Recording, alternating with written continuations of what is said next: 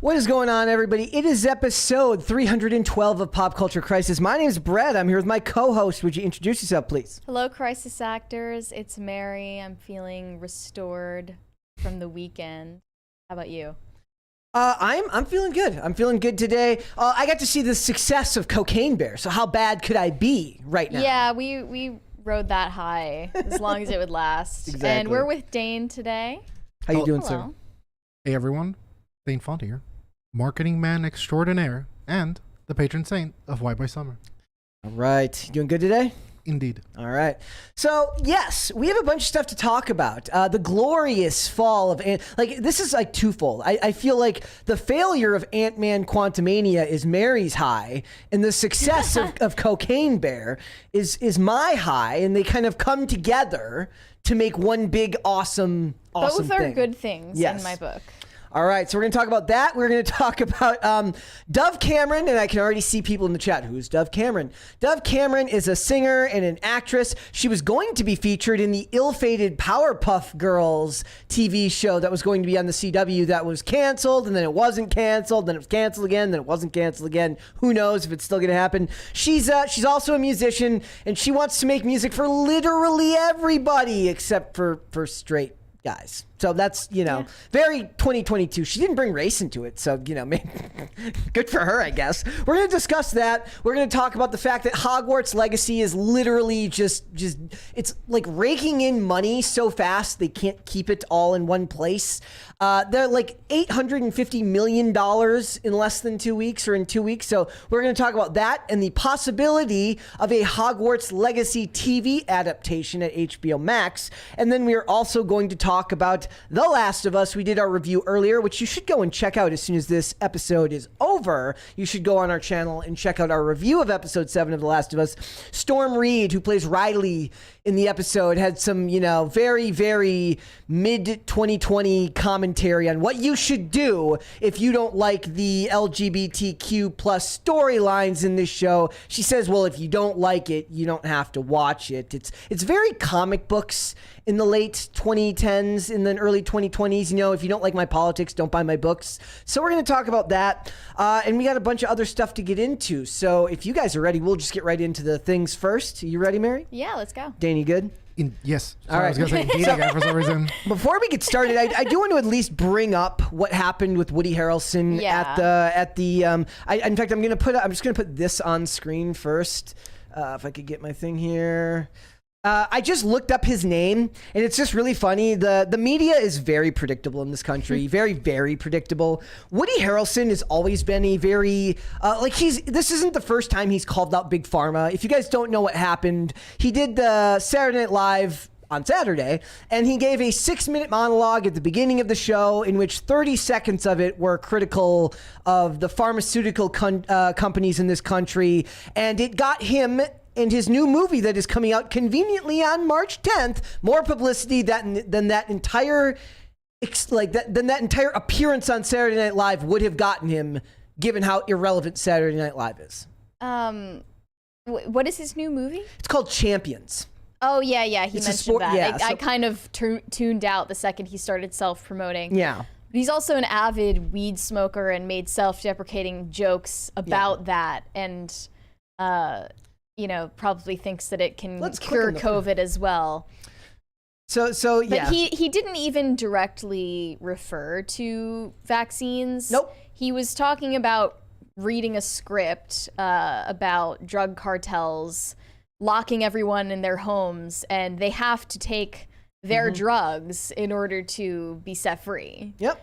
And he was like, that's such a wild, crazy idea. Why would anyone believe that? Which, by the way, this week's Crisis Party sound effect is, in fact, in honor of his 30-second speech. I thought it was kind of clever. I was looking for some inspiration on Sunday. I didn't want to do a scary one again. I don't like scaring Dane. It's every time I post about it, Dane has to go on Twitter and he goes, "Oh, great." Seriously. Because the sound, it's like right by you. God, I'm in Spanish mode. I was gonna say bocina. Yeah. How do we call this? The speaker. The speaker's like right next to my ear, and I'm always in the middle of some self-aggrandizing point. Where it's like, well, actually, if you guys listen to me, it's like, boom, boom, boom, boom, boom, Wayne's World. Exactly. Like Dane is dead. That's exactly why I do it. That's exactly why I do it. So yeah, he made his commentary, called it a conspiracy theory. It's like I don't want to spend a whole bunch of time on it. I just wanted to point out that look, he means what he says. He's gone on plenty. He did Bill Maher, in which he kind of talked about the the medical industrial complex in this country, but it is not You to should go go with, talk to Zachary Levi about it. But it's not And to Evangeline go. Lilly and Letitia Wright. Yeah, they could start a group together. I mean, the group is getting so big that you're not really special for being in it anymore. But I just want to say it's not unfair to point out that he does have a movie coming out, and if all he did was Saturday Night Live, nobody would remember it in T-minus 3 minutes because nobody would care because Saturday Night Live hasn't mattered in years. I'm just thinking about what it's like to be one of the band members who has to control their facial expressions very carefully. Oh, they didn't look very happy. Well, I don't know. I couldn't tell. One of them in the back has looks a like mask she was on. in like middle school. Yeah. Well, and one of them has a mask on, so I can. the other has a mask. Yeah. I can It's like infer. the easiest out to hide your true reaction. She's like, I'm angry. The best part of the Woody Harrelson's story is that obviously it was very tepid, per usual, as everything that upsets people in the universe.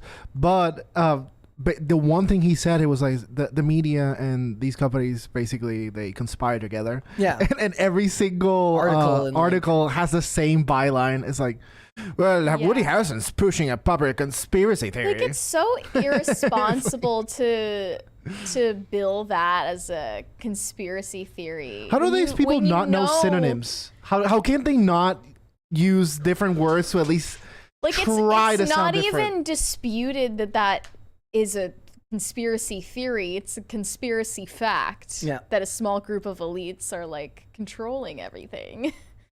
It's but who is they though? Yeah, who would know? I have no idea. Look, just be aware that when this stuff happens, you can agree with them. He may be saying the truth, but there's always some form of reciprocal means here. In this case, he's got a movie that he's promoting. He probably had to, run this joke by SNL before he said it. Yeah, I would like to. Which Dave Chappelle didn't do. Yeah. So props to him for that. Yeah, I don't know. Like, I don't know. Like, is the idea that he snuck? They claimed that he gave them a fake. He ran Script, fake script by them. But is the idea here supposed to be that he snuck it in at the end? Like it was, because it's only a 30-second bit at the very end of the show. So maybe courageous, anti-establishment Woody Harrelson is out parading, he's on his quest to save the everyman by sneaking this 30-second joke in there.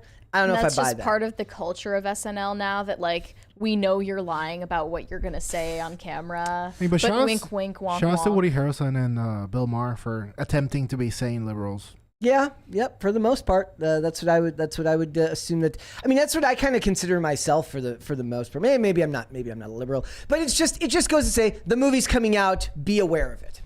And there's another thing.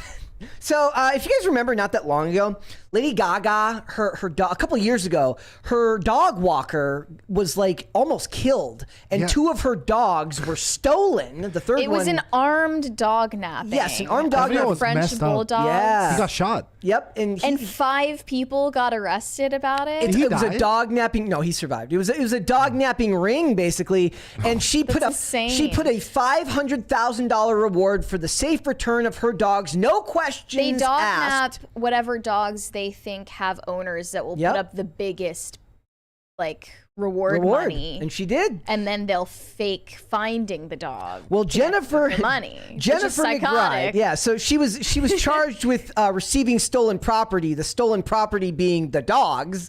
And it says Jennifer McBride was one of 5 people arrested in connection with the 2021 armed dog napping of the French bulldogs Koji and Gustave. So she filed a lawsuit against Lady Gaga to collect the $500,000 that was offered in the reward. Hey, you got in the way of my crime ring money. And she cited loss of enjoyment of life, mental anguish, and suffering, pain and suffering as her reasons for suing. That's what happens when you steal people's pets. You suffer and you have loss of enjoyment of life. I mean, I would enjoy my life less. It would be like me got caught committing a crime. It would be like me punching Dane in the face and then suing him because my hand hurts. I mean, she's obviously not going to win. She's probably doing it for attention. And the lawyer's a bad person for even taking the case if he's getting paid for this. So I just, it says... and another one of them had previously had to, like, contest a charge of attempted murder. Yeah, because the guy got shot. Jeez. Also, like, do you think they'll make a movie about this like they did with the bling ring? It's not nearly interesting enough. It's totally interesting enough. Just I mean, dramatize it, make it a if they comedy. dramatize it way beyond what it ever was, where like multiple celebrities are involved, like fictional celebrities, and Jennifer McBride is actually like her tax prep person. It extends to like other animals like horses or no, Jennifer McBride could be her former dog walker that got fired for incompetence because the dogs wouldn't like go the right route with her. They try to dog nap a pit bull and it just kills them. If he gets shot 9 times, he can start a rap career. That's very true. I've been waiting like solid 2 minutes to say that. So it says in February 2021, her dog walker's name was Ryan Fisher, was out with her 3 bulldogs. Well, that's a lot of dogs. The third one got away and eventually found by the cops. Also, it's probably the only crime that the police in Los Angeles have solved in like the last 10 years. If you're a celebrity, why do you even own dogs that you can't spend time with? Like, why are they even there? She probably like spends time travel with and him. work literally all the time. She's a busy lady, so She could probably take him around. yeah. She's a stranger to Koji and Gustav. But they're not like the purse puppy They want to dogs stay that- with the dog nappers. Yeah. They take better care of them. So they're trying to return them to her, and the dogs are like nipping at her hands. Wasn't there a similar situation with like Iggy Azalea? Was there? I don't know. Let me look this up. Is that true? There's a whole epidemic of dog theft going on in Hollywood. I'm telling you, there's a movie to be made here. How would you title it? Oh no, it just got attacked by a coyote or something.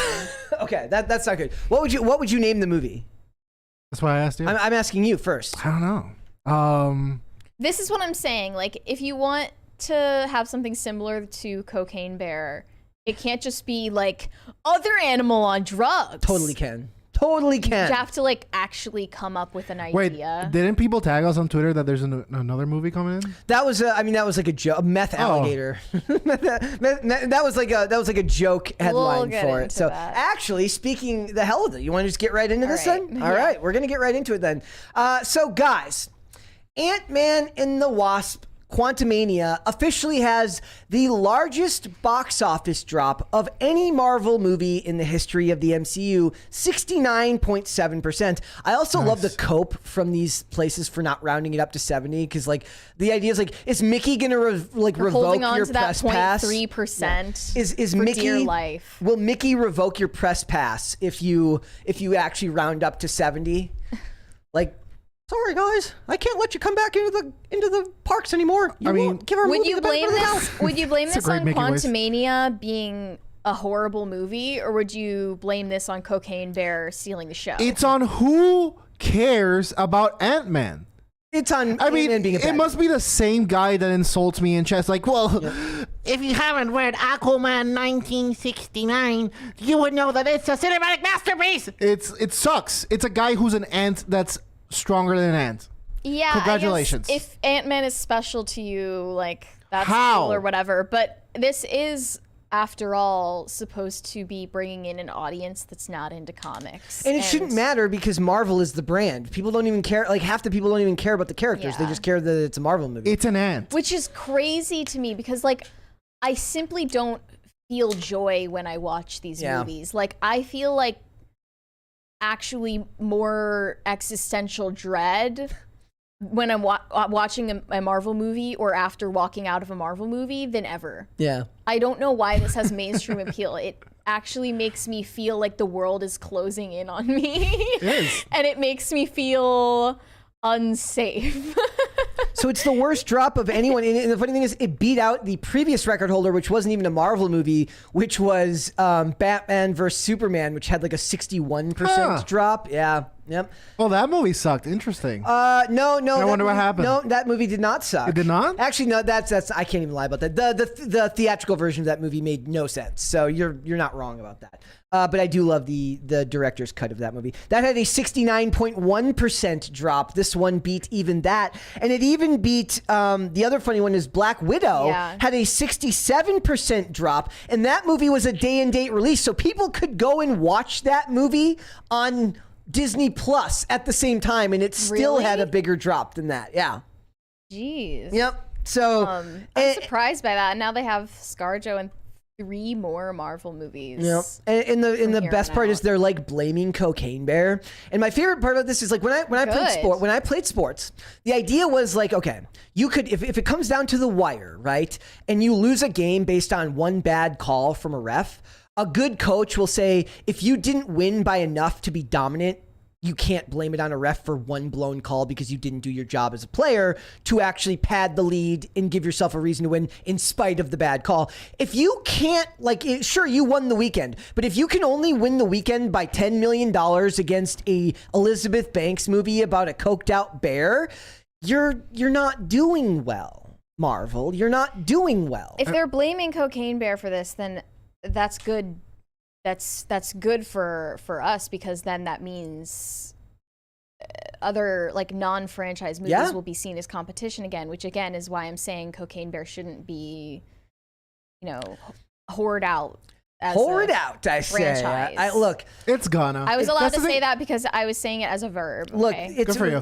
The thing is, every time something in Hollywood succeeds, even mildly, it's like, well, do you guys want to make 11 of them? Yeah. There's no way it doesn't get a sequel, unfortunately. Well, actually, I shouldn't say unfortunately. I'm saying the fact that it's the default for any well-liked movie, or even moderately popular but mostly irrelevant movie, to get a sequel, and not only one, but like multiple, like 3 or 4, is showing the impoverishment of our culture. It's gonna get a series on Lifetime. The reason for this will be the financial benefits, being that it's cheap to make and will remain profitable. So now the name recognition that the movie has garnered outweighs how cheap they are to make, right? So you can make it for cheap, and the name recognition from the movie has been boosted tenfold because of the good opening weekend.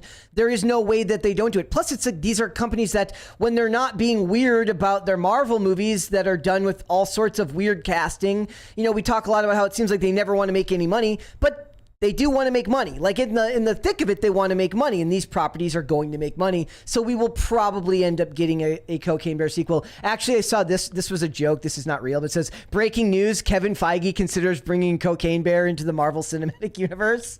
So how about that? Why don't we just bring He just wants to like poach every respectable actor or actress and every filmmaker into this giant Borg. It is a Borg. Marvel's a Borg. I hope they make like an avant-garde French film and they actually give a bear cocaine and it just kills French people smoking cigarettes. It's like, life is meaningless. And then the bear comes like, yeah.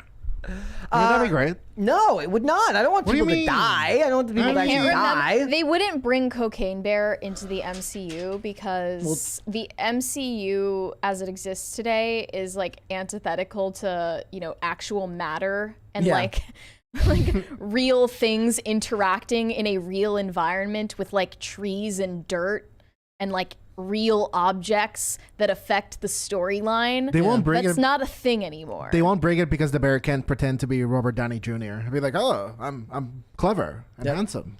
Maybe what they do. Maybe what happens is Robert Downey Jr. goes and does the Cocaine Bear sequel. That'd be great. He comes in and he plays like a quirky sheriff. He replaces Margot Martindale as the sheriff in the woods where the Cocaine Bear lives. He does Cocaine Bear face. He would have to, and then he could turn the end of it into a drug PSA because he's in recovery too. So I'm down. I'm down for this. Also, guys, there was this one. Babylon B had this idea: Rehab Bear. No? Rehab bear? He goes to recover from his addiction. Yeah, rehab bear. So he goes and he goes, instead of 12, they're not really steps, they're paws. Like it's a 12 paw program. Does he successly recover from his addiction? It's like then does he kill everyone in the rehab center? No, it's like One Flew Over the Cuckoo's Nest. He goes through a bunch of like anger and bargaining and sadness over the fact that he just murdered a bunch of people over his need for cocaine. And it's a prequel to the Winnie the Pooh movie. He meets Pooh in the forest. Fucking genius. Yeah, and then they both like satisfy their bloodlust. I'm so down. Or maybe we can English get countryside. Maybe we can get Winnie the Pooh, Blood and Honey, and Cocaine Bear battling, but like Winnie, like Pooh v Coke Bear, Dawn of Justice. Yeah, who would win? Because I think they're both similarly invincible. Yes, they are. You certainly couldn't kill Winnie the Pooh in that movie. Who is smarter? He's an upright. He's a bipedal animal now. You know what the hardest thing? When we were watching that movie, I was like looking for his hands. I'm like, do they ever screw up and show human hands? And they don't. They hide the hands very well. They're What like do they show? They're like gloves that are like, if I remember correctly, they were like gloves that kind of looked like the skin tone of the mask. See, there were all these like limiting factors to what they could show, and that's why there were so many like boring, lingering shots. Yeah. So look, Quantumania did not do well, and I don't know if I blame Paul Rudd for this. I think it's a movie that people didn't really care about, and I think there is a lot of fatigue with Marvel right now, whether people want to admit it or not. I like him as an actor, bro. He's a very unconvincing superhero. Yeah.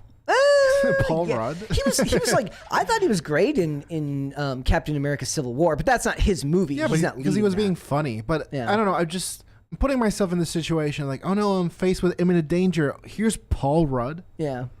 Oh well, I'm dead. But that's the point. Is like, isn't he quirky? He's and in kind every- of stupid. He's supposed to be an everyman. In Hollywood's terms of He's everyman, panicky. which is quirky and stupid. Like He's Homer panicking. He panics about everything. Homer Simpson syndrome. And then the wasp like comes in. Don't in to worry, save the honey. day, I will yeah. save the day from. I will save you from Cocaine Bear. But then he could just shrink down really small and go in the bear's nasal passages and get some of the cocaine and become Cocaine Ant. Brett, I'm sorry, but I'm gonna have to bring up something problematic. Apparently, you misgendered the bear. Did I? Oh yeah, it's a female bear. Well, Oh yeah. Yeah. well. Well, why else would it be so fiercely protecting its cubs? Yeah. The way it does in that. You should put in IMDb trivia that you're a bigot. I can do that. Officially Should today. I do that? This movie You was should. the bear in this movie was once misgendered on the popular pop culture podcast Pop Culture Crisis on the date of this and this. I might add that later. You should. I also need to start adding trivia for all of us since we all have IMDb pages now. Like, Oh yeah. what would you like as your IMDb trivia? I'll come up with that Let me know. for you. Let me know. Impress I just realized Universal owns DreamWorks, which is of course superior to Pixar Disney and and Pixar? Pixar animation. So maybe they could adapt it into an animated like series or Yeah. something. I'm not. Well, the other thing is there's Make it cocaine. kid-friendly. There are Cocaine Bear Funko Pops now. I thought that even that was a little bit. Seriously? Yeah. I mean, maybe, unless it was fake, but it looked like I saw Cocaine Bear Funko Pops. But they're just asking for a Cocaine Bear plushie that just has like a little white mark around the nose. Do you think that this is going to influence people to snort cocaine? I hope not. Like look, But if we're being honest, it probably will. it's not like A bear? A bear? It's not like the Yeah. humans in the movie were doing the No. cocaine. Yeah, they were. Like, who besides the kids? The kids. I think Leonardo DiCaprio doing coke off a attractive woman's butt. Yeah, is Bit way more more, likely. yeah. And they're both When R-rated. was that? in Wolf of Wall Wolf Street? of Wall Street. Opening scene. Oh. And they're both R-rated movies. So, like the kids shouldn't be That's watching them crazy anyway. that they have the same rating. What? Are you serious? Wolf of Wall Street? Wolf of Wall Street and Cocaine Bear have the Yeah, same rating. they're both I ours. would honestly consider Cocaine Bear just a hair short of being family friendly for kids like over 10. It was the swear honestly. words. Yeah, like the swearing was it, but Wolf of Wall Street is like something I would never show to a child. Yeah. So it's crazy that they have the same rating. The violence in Cocaine Bear is kind of comical, but there is. I mean, gore. I would almost say like an NC-17 for Wolf of Wall Street. No. Should that be the poll? Yeah, we'll do that. We'll do that next. We'll do that tomorrow. Is Cocaine Bear giving you a drug habit? Yeah. Well, like people were like, does it slightly intrigue you to? I mean, some people left comments like they thought I was that I was joking around too much about drugs, and I said, look. Being in recovery, like you learn that you have to be able to joke around about this stuff. Otherwise, you're never going to make it out alive. When you're kind of like people, like you, when you go through something, you have to be able to joke about it. Otherwise, I mean, that means you have to be mad at the movie too. Yeah, because it took the subject of drugs lightly as well. Yep, and if that triggers you, I guess don't watch the movie. And let's face it, does Hollywood really have any right to lecture people about drug use? No, they don't. No. Like whenever I watch a movie where like that has stuff like that, I'm picturing the writer like doing drugs while writing the script. Like anytime I watch a network TV thing and they're like critical or like even like smoking, like on network TV they don't smoke or like they're critical of smoking. That was like a coordinated effort from Hollywood. Like but that's Hollywood. It should actually be taken to task for popularizing smoking in itself because they use it as a cinematic tool. Yeah. And something that like lubricates dialogue, basically. Yeah. Yeah. And you know, it goes back to like certain motifs back in like the black and white film era and stuff like that. So they're more responsible. Look, guys, make Cocaine Bear 2 if you want. I'm down for it. Make a cinematic universe if you want. Anything is better than being forced to watch the 10,000th Marvel movie. And I would even say more so than most of the DC movies, which I'm just like, I want to do well, but people don't seem to care about. But me. Right? Like they just don't do as well. I mean, I love Batman. Yeah. Well, I did the thing. Like somebody called me like a DC stan the other day. I'm like, I didn't even like the Batman. I didn't. I liked it. I didn't like the Batman. The was just that reality one- is the Elseworld movies have the most potential to make the most money. Well, I never thought they should connect the universes anyways. I thought they should have always left things separate. I never thought that there was any reason for them to make a connected universe when Marvel was already doing it. I like the idea of individual stories better. See, you don't need to make a Cocaine Bear cinematic universe. You can have. There you go. You got to the same conclusion. You can all on your own. You can make a bunch of movies about drugged out animals that don't have to have anything to do with one another. I don't need the same bears to be in the next one. Copyright that. I don't need the bears to be in the next one. I need it to be a different animal. Or the cubs are all grown up and they need to avenge their mother. Then it's okay. So what they could do? Why am I giving you ideas? They set like park patrol, like animal control after the mama bear because of what happened, right? And she gets put down, and then the cubs go out and exact revenge against all the members of animal control that put down their mom. I like the idea Chad had that the bear cubs take acid and they become like self-enlightened and then becomes Yogi Bear. There you go. I don't want that type of humor. I want it to be hyper violent. I just want humans being ripped to shreds by animals. I don't really want I don't want weed bear or anything like that. What was wrong with my French avant-garde Cocaine Bear? Because you said killing French people like they were in real. the movie, bro. Oh, in the movie. Okay, then yeah, sure. Yeah, I thought you meant like actually kill the people. I was like, that's dark. Well, I mean, that's projecting on your part. Like, actually kill the French people. That's very bad. No, that would be illegal. Yes, it would. Well, and then the animals would be put down anyways. So, all right, we got some super chats there, Mary. Andrew Jacobs said, I heard Tim say that he's hired one regular super chatter, so I'm just hoping to be the second piece. He hired someone to super chat. I heard that. That's real news. David Wilson said, attention, send a warning to Hawaii because Curtis is coming. Okay. I don't know what this means. Tiger Ginge 66 said, sup every woman. Hello. That's you. That's you. That's Dainsy Poo. Joseph Lanius said, this is for Dane's ears. And yay, creating a new meme. Who is they, though? Who is they, though? I don't know. Okay. The super chats are really throwing me off today. I don't know what you're talking about. Was that a sentence or a manifesto? I don't know. I'm trying to interpret these the best way possible.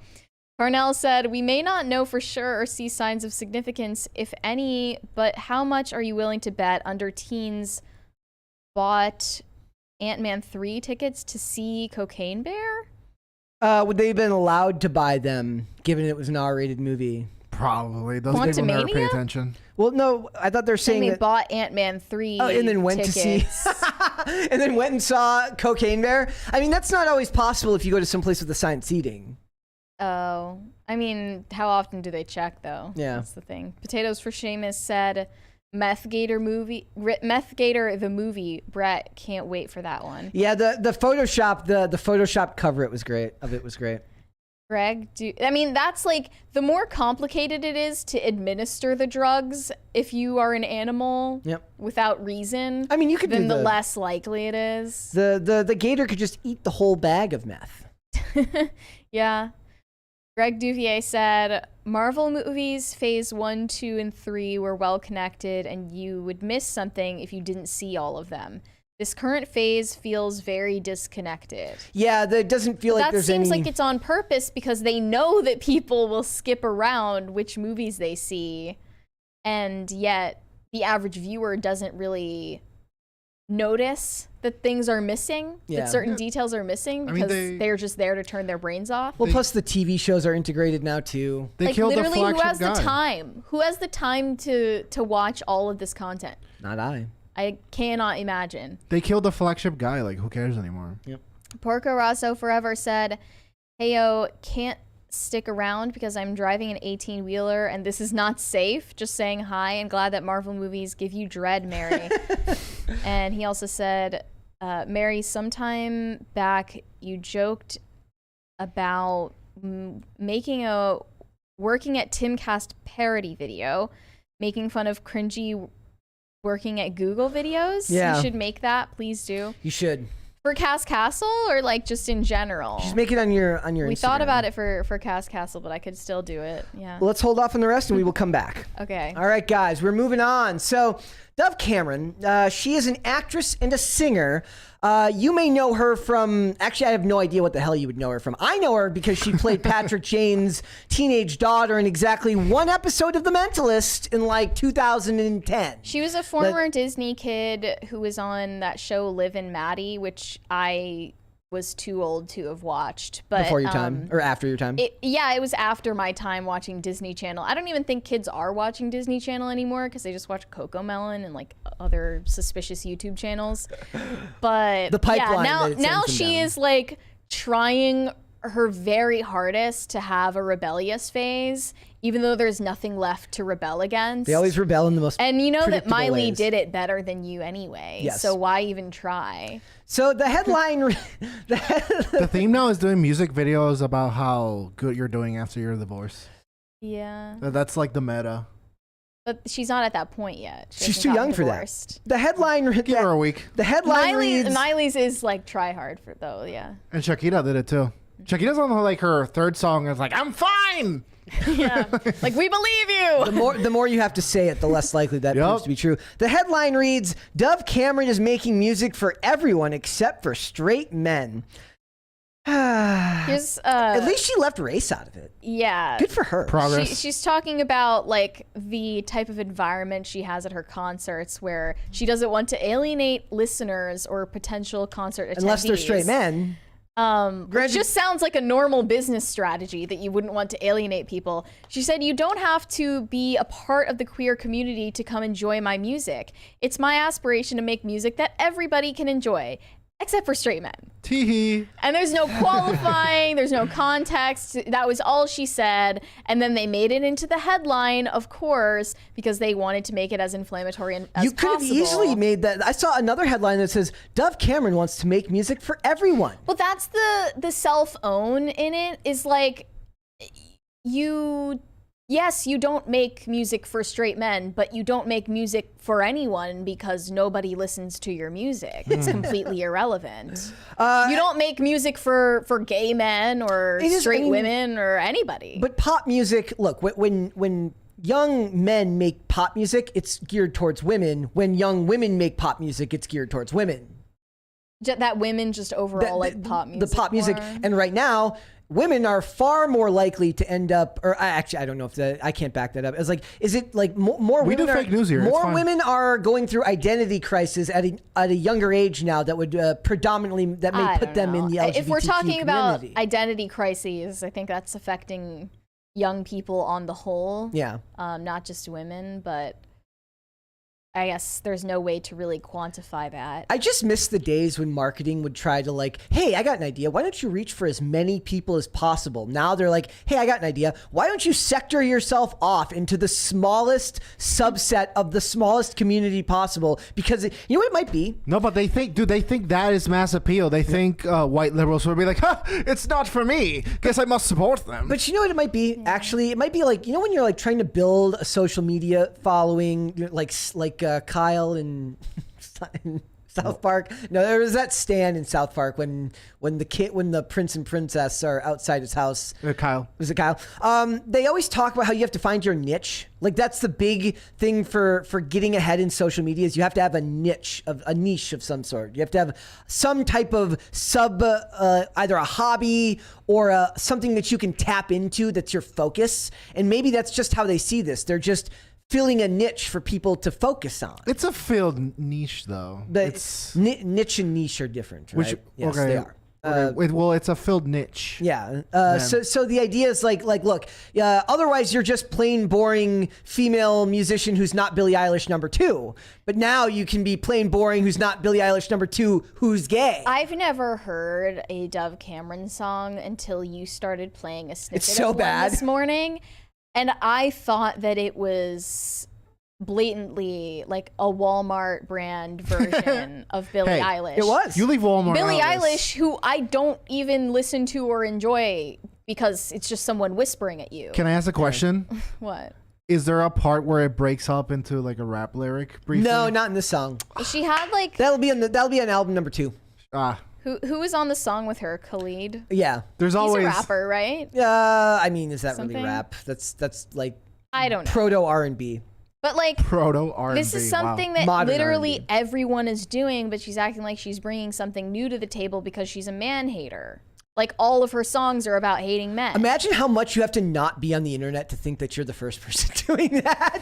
She has this song called Breakfast that was like really like try hard edgy. Was it about eggs? Talking about yeah, it's about like French toast or waffles or Bacon. pancakes. Yeah. No, but it's about like eating men, like Goodness. eating them, and like with like like really stupid like wannabe. Some real bell curve stuff. Yeah, like there was not like any graphic violence or anything, but there was this music video she made for it, which was like politically charged because of Roe v. Wade. It's like a Roe v. Wade inspired music video. There's no way she wrote the song.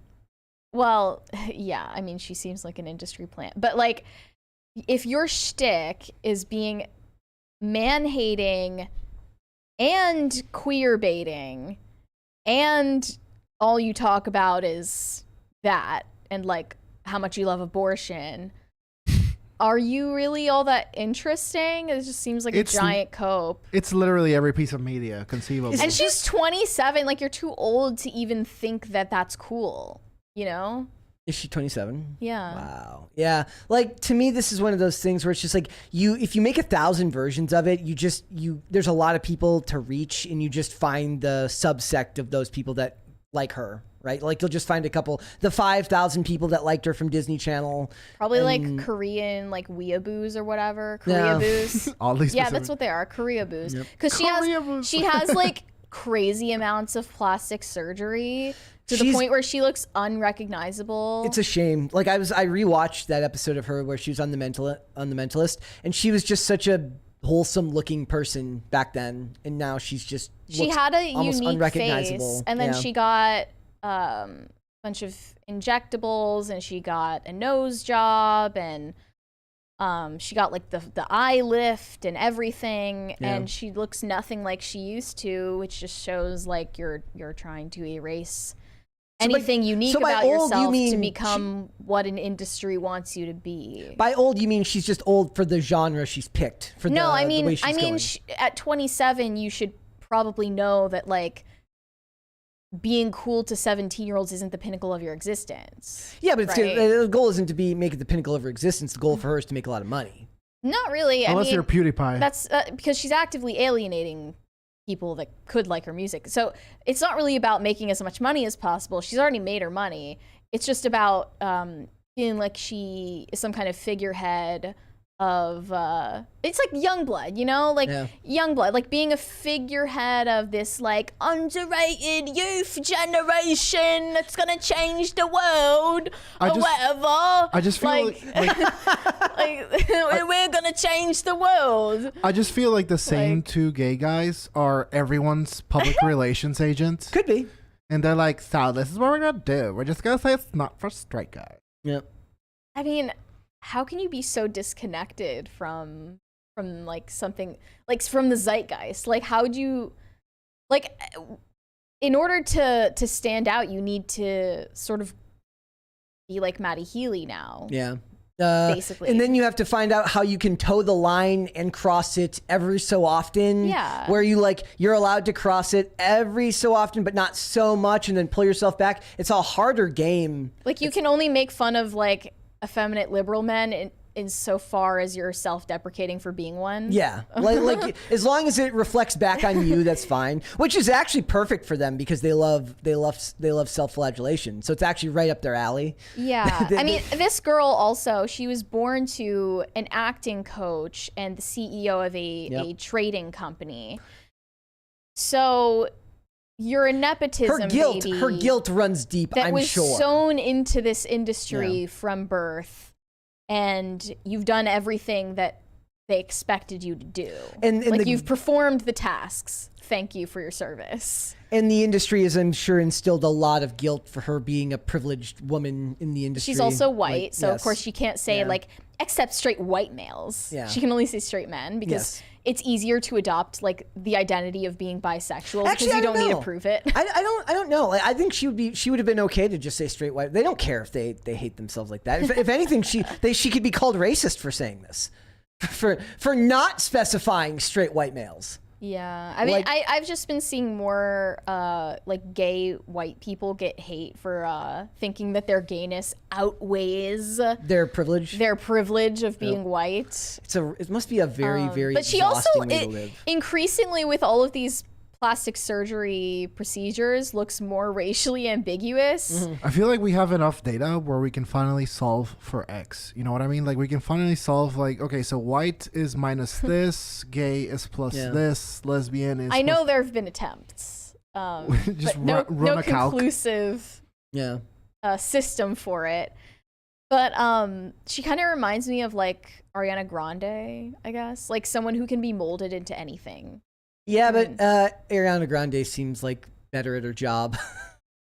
Yeah, I mean, she can like pretty much chameleon into any race and any music genre and any aesthetic. Yeah. Like she is the definition of an industry plant because any management team can pick her up and make her into something new. Until they run out of cartilage to shave off of her face. So this is her quote. That was kind of dark, sorry. This is her quote. Yeah, has she gotten the buccal fat one yet? Probably. She says, I'm talking about heartache, but also about things like losing a parent at a young age, losing two of my best friends to really intense middle of the night phone calls, kind of deaths, eating disorders, and all of this stuff that I've never really been able to put to melody. Like these are all things that could be, if not universal, have a broader appeal than making your music about just sexuality and who you can exclude. It just seems like there used to be an art about focusing on how to promote yourself. That would have been what we would actually call inclusive, but might have just been called good marketing rather than that word. The thing is, I feel it's such a failed attempt because there's so many artists that are going along this line. But still, I think the highest paid actor is The Rock. And what is his strategy? Mass appeal. Mm-hmm. Like, do you want to be successful or do you want to be snooty? I think he might have been passed up last year, though I don't remember by who. I don't know. That's a quick Google. Jamie, look that up. Black Adam wasn't good for him. No, it wasn't not a good outcome. I want to like draw a comparison between like the Powerpuff Girls and Dove Cameron. Yeah. Because she she's going to be playing Bubbles in the live action adaptation of which has Powerpuff gone through Girls. multiple incarnations because For it got the CW. they made a version that was apparently Tom Cruise. Okay, Oh. there you go. So apparently they made a version of that pilot that was so bad they basically buried it underneath the studio. They're like, I need get it to out of see here. it. Yeah, I know, need to right? see that and Batgirl. But anyway, like if you think about it, Powerpuff Girls, the animated series, had so much popularity because it was just like genuine positivity and girl power and innocence and like humor. Yeah. And it was so uncomplicated and not like mentally ill. Made at a time where things were just easier. Yeah, things were just simpler. And now, you know, we have one of those characters being played by someone who made what she herself marketed as an anti-man anthem.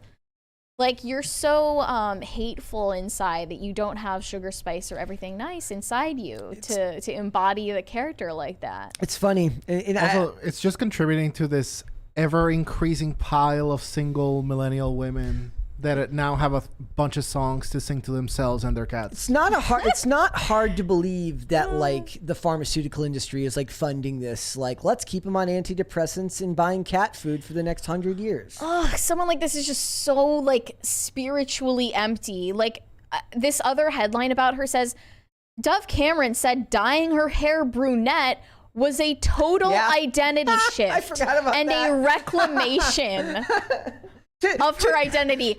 Can you imagine like being such an empty person that you assign your entire identity as a person to your hair color? I can't imagine. It's kind of like You're so boring, and you don't even know that you're boring because everyone around you is celebrating you and writing headlines about the fact that you dyed your hair. like she's taken that feeling you get when you go to school to the first day of school with your new school clothes and you feel cool for the first time in a long time and adding like actual significance to it. It was a reclamation of deciding who I was versus who I felt I had to be. Wow. She felt Like she had as to be if blonde. as if the blonde bombshell is even, you know, the avatar of a hot woman these days. It's not anymore. Now it is the racially ambiguous Kim Kardashian lookalike. It's like Sam Smith. It was with never Dove pasties. Cameron. Yeah. And even if it was, like, she wasn't that when she was blonde. I mean, our blondes are doing fine, I think. I'm just saying the avatar of like the sexy woman in this country, at least, is no longer the blonde bombshell. I mean, in Brad Dasovic's house, yeah. It's definitely Kim Kardashian. Yeah, it's the racially ambiguous, Congresswoman. like Hey, Kim Kardashian lookalike that's like kind of stuffed into a sausage casing. You know? the clothing or the skin? Which one? Anyway, I'm both. intrigued. Both. Yeah. The funny thing is what you were She talking said, about. I have genuine emotional pain attached to being a blonde. Okay, well.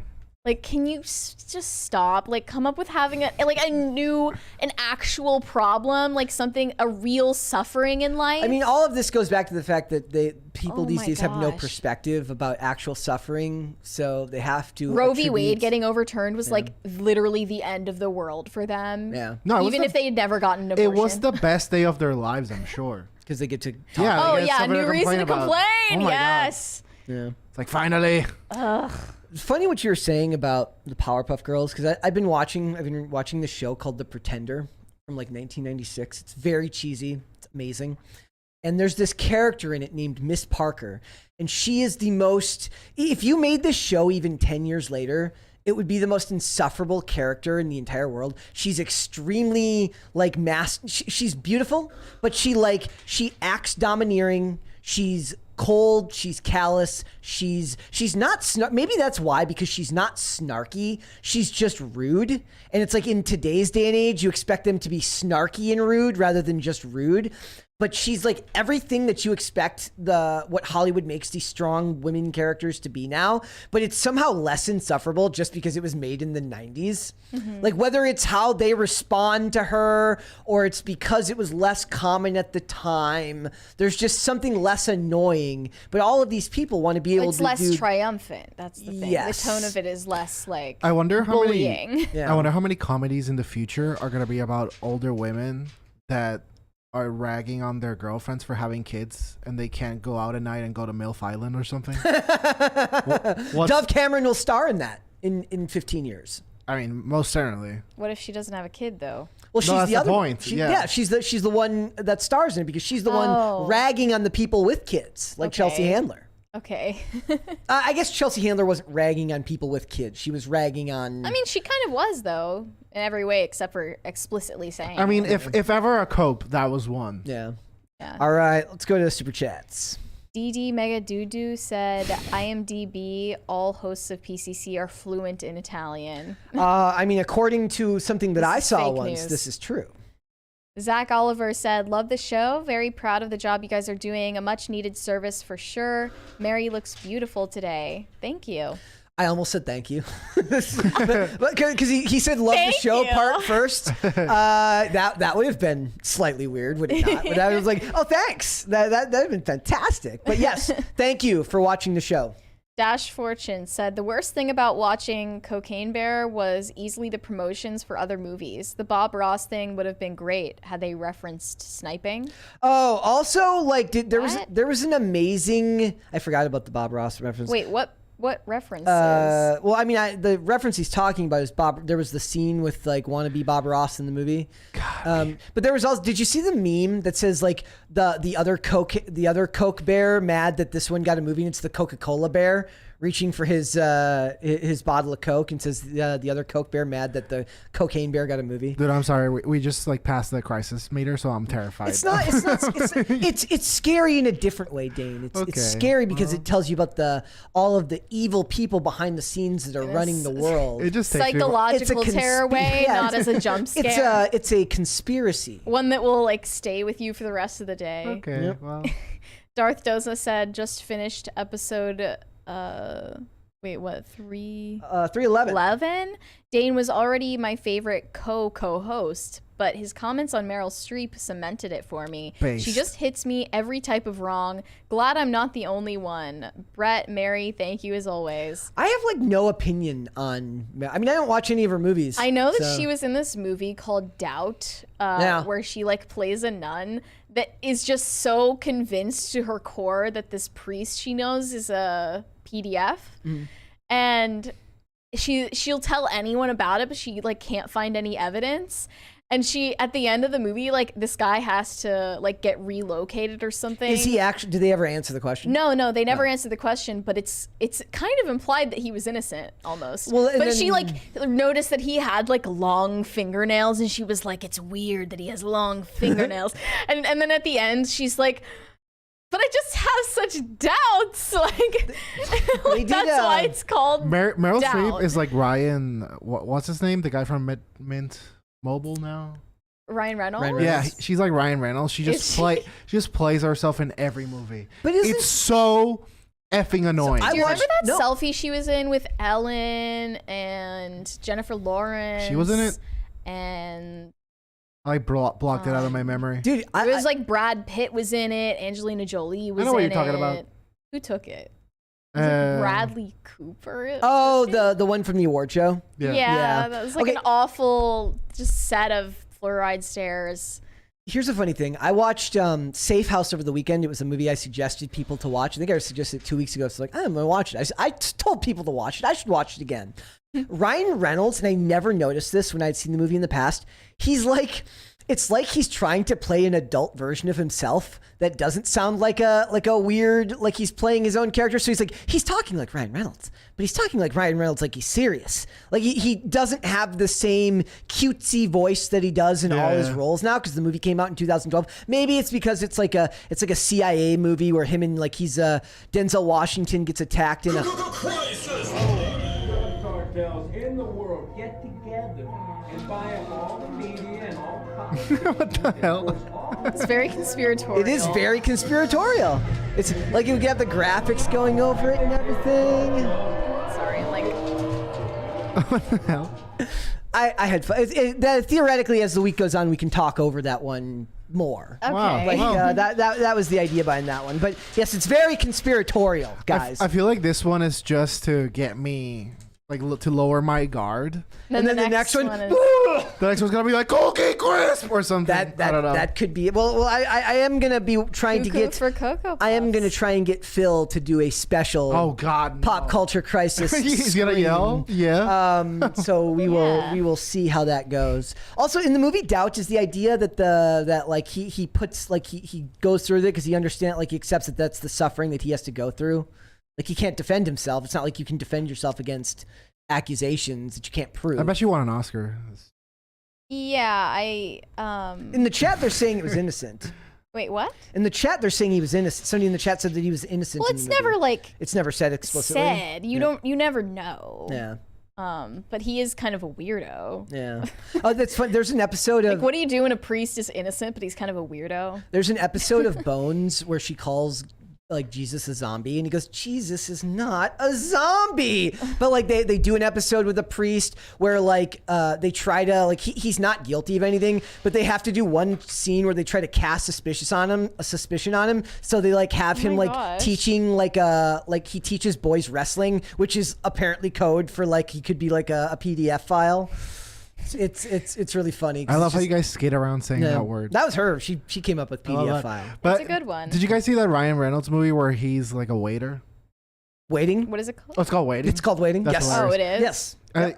Well, Is it me and Chet are Yes. debating what was peak Ryan Reynolds, and that's That Van Wilder Is it funny? Is Van- it supposed to be a comedy? Yeah, it is. the rest of our movie's pretty funny. And Van Wilder is probably peak Ryan Reynolds as well. There's this. It's peak Tara Reid at least. Yeah, I know, right? There's also a great cameo from Sophia Bush in that movie where he goes. Oh my God! So she's like trying to hit on him after he breaks up with Tara Reid in the movie, and he goes, "How old are you, Sally?"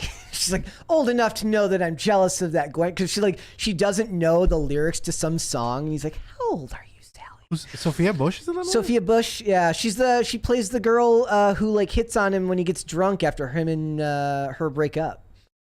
Yeah, it's just funny because in that movie he's really old because he's been at college for 7 years. Yep. Spaghetti Warrior said, Lenten Maria has a slightly new vibe. It's nice. Softer, and your eyes look bright. Your voice sounds calmer. How is your Lenten fast going? Well, it's not Lenten. It's the Mark Wahlberg. It's the Mark Wahlberg 40-day challenge. I am having a rough go of She's the all Mark full of energy, Wahlberg though. 40-day challenge. I asked her to throw me a protein bar. She like smacked Brett in the face. Like, I with don't one. know my own She overshot it. Also, Jacked. the wait, what was the it's somebody else tweeted, "I'm calling Lent the Mark Wahlberg 40-day challenge." Somebody else. That's what it is from now Yeah, on. that's what it is. If I seem calmer, it's just because You're tired. I'm Lack of I'm energy. malnourished and You're nourished now. You used to only eat carbs. Sophia Bush, by the way, guys, is apparently like, though she has apparently really bad TDS, is also like a conceal and carry holder and like very pro 2A. So that's very that's like a contradiction in terms in a way. Yeah, it's Air Supply, All Out of Love. He's playing I'm all out of love. I'm so lost. And then she's like, "What's that song?" He's like, "How old are you?" Remember when they made oh God, they did like a Van Wilder spinoff, and it was the guy With Cash Patel or something. Was his name? Cash Patel. What? Am I being ignorant? It's what's his name in the movie? Oh my God, did I just say a trumpet? yeah, I that- was like, what? Cash Patel? His name's You've been working on IRL for Taj. too long. It's Taj. That would have been based though. Imagine like- the movie Cash Patel. They made a sequel called The Rise of Taj or something like that nobody saw. That's with I saw it. You saw it? That's with what's his name? The dude from House. The dude. Yeah, the one that kills himself in House. Yeah, the dude who commits. That was so. You know why that was? Yeah, because he was hired by Obama. Yeah, he went to work for the Obama administration. And so they So they killed his character off. and they thought he was working for Hillary, so Yeah. they confused Damn. it. DD Mega Doodoo said, Mary, can you say, a dingo, my baby, in an Aussie accent? I can't believe I Also, just good confused luck Cash on your Patel. Mark Wahlberg 40-day challenge, It's sticking. aka Lent. It's sticking. Thank you. Yes, guys, it's Calpen. It's Calpen. That's the name I'm of the just actor. dumb. Yep. I just couldn't remember it off the top of my head. I wanted to say Kumail Nanjiani, but that's a different actor. No. BMF Nate Dogg sent us a couple dollars without a message. Thank you. Let's soul off on the rest and we will come back. Okay. All right, guys, we're moving on. So Hogwarts Legacy is literally too busy to, whoever's making this game is too busy to actually watch this podcast because they're literally trying to escape from a vat of money right now. They've made $850 million in just 2 weeks, which proves to you to never listen to weirdos on the internet when they tell you to boycott something. Yeah, ever. apparently you should court bigots. I It's great have for a money. question though. Like, why would Quidditch not be in the game? I don't know. Like they, of all things, I think if I were making a game about being a Hogwarts student, Quidditch would be number 1 on the list. You'd think they'd want to play it, right? You can ride brooms, like you can fly, right? But Yeah. you can't play Quidditch at the same time. Like there's no, I don't know. I don't really get that, but Yeah. it does seem like a cool game from the outside. 12 million units and $850 million. That's legendary. And it's just funny Wow. too, because I've gotten messages from people that have no interest in any of this stuff who are like, I've heard about this game. They heard about it because of the hate. Yeah. Like that's the thing is all of these activists don't know they're actively helping J.K. Rowling. Yep, they are. You know what's interesting though? There's a speedrunning organization. It's called Awesome Games Done Quick, and it's a lot of the organizers are trans, and they banned speedruns of Hogwarts Legacy. How Can't do you do it at all. speedrun Hogwarts Legacy? Well, now you can't. 'Cause Yeah. Is there a way to finish the game? I'm sure. Okay. So it says, we are so thrilled and proud to see the players' response to Hogwarts Legacy from gamers, fans who are new to gaming and reviews around the world, said David Haddad, president of Warner Brothers Games. The funny thing is, I wonder if this is going to lead to them to making like more games that will just not have the same, like, it's not going to translate. The success. Oh, they think it's like, oh, it's because we did such great work on this game. And like, they did do good work. Your but hard that's- work helps, obviously, but Yeah.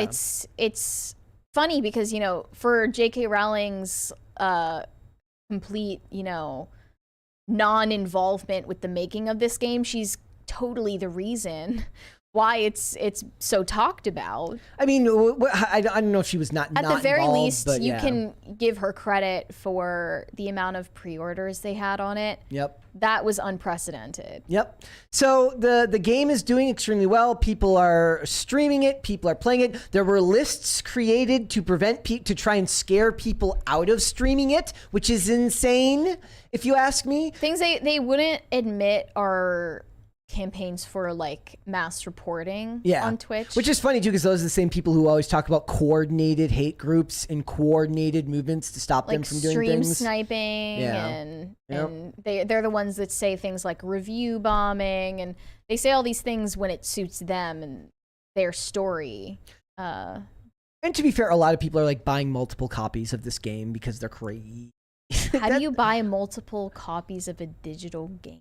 Well, you'd have to buy one if Like you get digitally. for You'd have more to for buy multiple it. people. Yeah. Buy physical copies Yeah. multiple times. Yeah. Hey, Chad, buy me that game. Well, it's because all of these haters are buying the physical copy so that Yeah. they can sledgehammer it and then post the results. to the Take cloud. that, you incels. That is the Take that, biggest you self-own. incels. I mean, it's like I'm dumb, so I bought this game that I didn't really want, and then I found out in 2023 that J.K. Rowling happens to be transphobic, and then I totally changed my mind, and then I destroyed it for clout on the Sure, I internet. purchased it for full price, but I'm Yeah. not playing it. They're like the one that was like the picture was like it was definitely like the deluxe edition. Like he bought the physical copy of Hogwarts Legacy in 2023, had no idea that J.K. Rowling had controversial opinions, but was also extremely online enough to have found out. and cares enough After about buying the game. and cares enough about that issue that they somehow didn't know about it beforehand, but Like- care enough about it to destroy the copy afterwards. That's not a real thing. Or you were just, you know, trying to get some virtue points on Twitter. So I mean, my hope would be that they bought it secondhand at least. I don't think so. Unlikely. And then not just this, guys. So this kind of goes without saying, right? Like, so the game does extremely well. It's nearly made $1 billion, which means it's going to make a hell of a lot more than the headline. The initial headline I saw said that it made more than Wakanda Forever made in its entire run at the theaters. It's going to make more than Fantastic Beasts. Yeah, and it's way more popular than anything to do with Fantastic Beasts, which is arguably, has more J.K. Rowling involvement. So it's like, and Universal Studios is doing fine, but it's not like people are lining. I guess it's a lot harder to virtue signal a trip to not go to, like, I'm going to go to Universal Studios and then not go in. Also, but the greatest thing about this is it shows how ineffective these losers are. Yeah. Oh, yeah. Well, I mean, they're extremely effective at bringing about the exact result that they didn't want. Yes. Well, yes. Well, They're maybe, extremely effective at sabotaging their own activism. maybe that was on purpose. Maybe these are actually people that are just really big J.K. Rowling and big fans of transphobia who are now pretending to be anti-transphobia so to sell a lot of copies of a video game. Dude, the only trans person I know literally on Twitter was like, yeah, oh, wait, I'm having a lot of fun with this game. Yeah. And I'm sure she knew about it. So. She had to have, Yeah, right? so Like, it's... I mean, you have to realize that your individual purchase of this game doesn't impact anyone but yourself, right? yeah. I mean, okay, let me try to like reason this out. Give it a shot. Like, Guys, there are some things that I wouldn't support with my money. Okay. Like that, I guess that is the truth for everyone, right? There Yeah. are some companies you won't buy from. I'm not going to Waffle House. Why is that? Fair enough. Because, Mary, do Okay, we... I'm saying, like, are there companies you won't give your money to for ideological reasons? For reasons that are like, this company is involved in things that are against my morals, therefore I won't give them money. And Probably. it's not like any of these people that are doing this aren't tweeting this from an iPhone where slave labor is used to make their phone. Mean, these days you really can't even exist without directly funding companies that enslave or torture people or are involved in like nefarious initiatives. Like, I don't know. A great video the other day where this girl talks about how, like, every time she buys a purse, she has to, like, justify it to other women. She's like, if you buy this kind of purse, you then have to justify why you didn't buy it. It's like, if I buy an expensive purse, they say, why do you need such an expensive purse? If I buy a cheaper purse, they say, why do you, like, they literally, she talks about everything that you choose to do. Anything you choose to buy, she's like, okay, what if you go and you buy a purse from a thrift store? Why are you taking something away from people who need the resources more than you? Exactly. There's nothing that you can do in the developed world that can't be frowned upon that by the biggest activists losers. won't get mad at you for. Okay, so it's not... I don't exactly boycott a brand, but more the product that I consistently boycott is any movie or series adaptation of a video game. I will not watch. That's a fantastic segue, ladies and gentlemen, because did you know that they're actually going to be supposedly making a Hogwarts Legacy TV series reportedly in the works at HBO? I mean, that kind of goes without saying. I don't know if it's going to reach the same level of gay, and trans. Gay, like, and they'll make it super trans. That would actually be really funny, and then it does really, really well. And then the people who hated the no, but I'm saying, but if it does, but then the people who hate the game can't figure out, are they allowed to support this or not? I mean, no, they'll be like those trans people are white supremacists. This TV show seems like the perfect vehicle for ideology if you hate J.K. Rowling, but you work for HBO Max. They're like, let's insert it in here so that we can stick it to J.K. spite Rowling. her. But I don't know how much control she would have over that anyway. I think she would have a lot of control over it. It says that it's going to focus on Hogwarts in the same time frame that Hogwarts Legacy is in. So, like, prior to the books, obviously, prior also to Fantastic Beasts spin-offs. I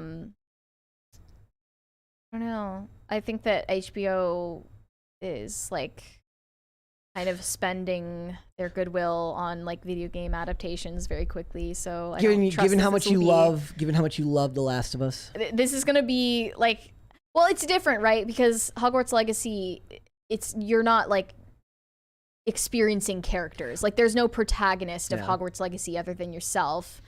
So it's different. They'd have to come up with a compelling person to lead the show. But what's the common perception of The Last of Us? That it's like captivating. The game or the TV show? No, the show. The show, I mean, it's hard to tell because the internet is so much different from real life. Well, from what you could tell.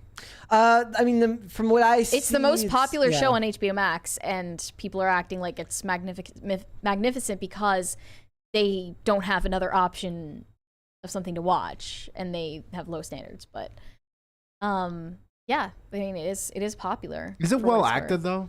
No, Pedro Pascal acts well in the show. The rest of it is meh. That's what I was guessing. he's literally fine. It's like not I mean, but you're hard amazing. to please. You're not. I'm not hard to please actually. Like I really you are. I'm I'm gonna disagree with you on that. I think you're hard to please. Am I hard to please because I think that this show sucks? No, I think in general Because the show does objectively suck. I think that you are a harder critic to Yeah. please than me.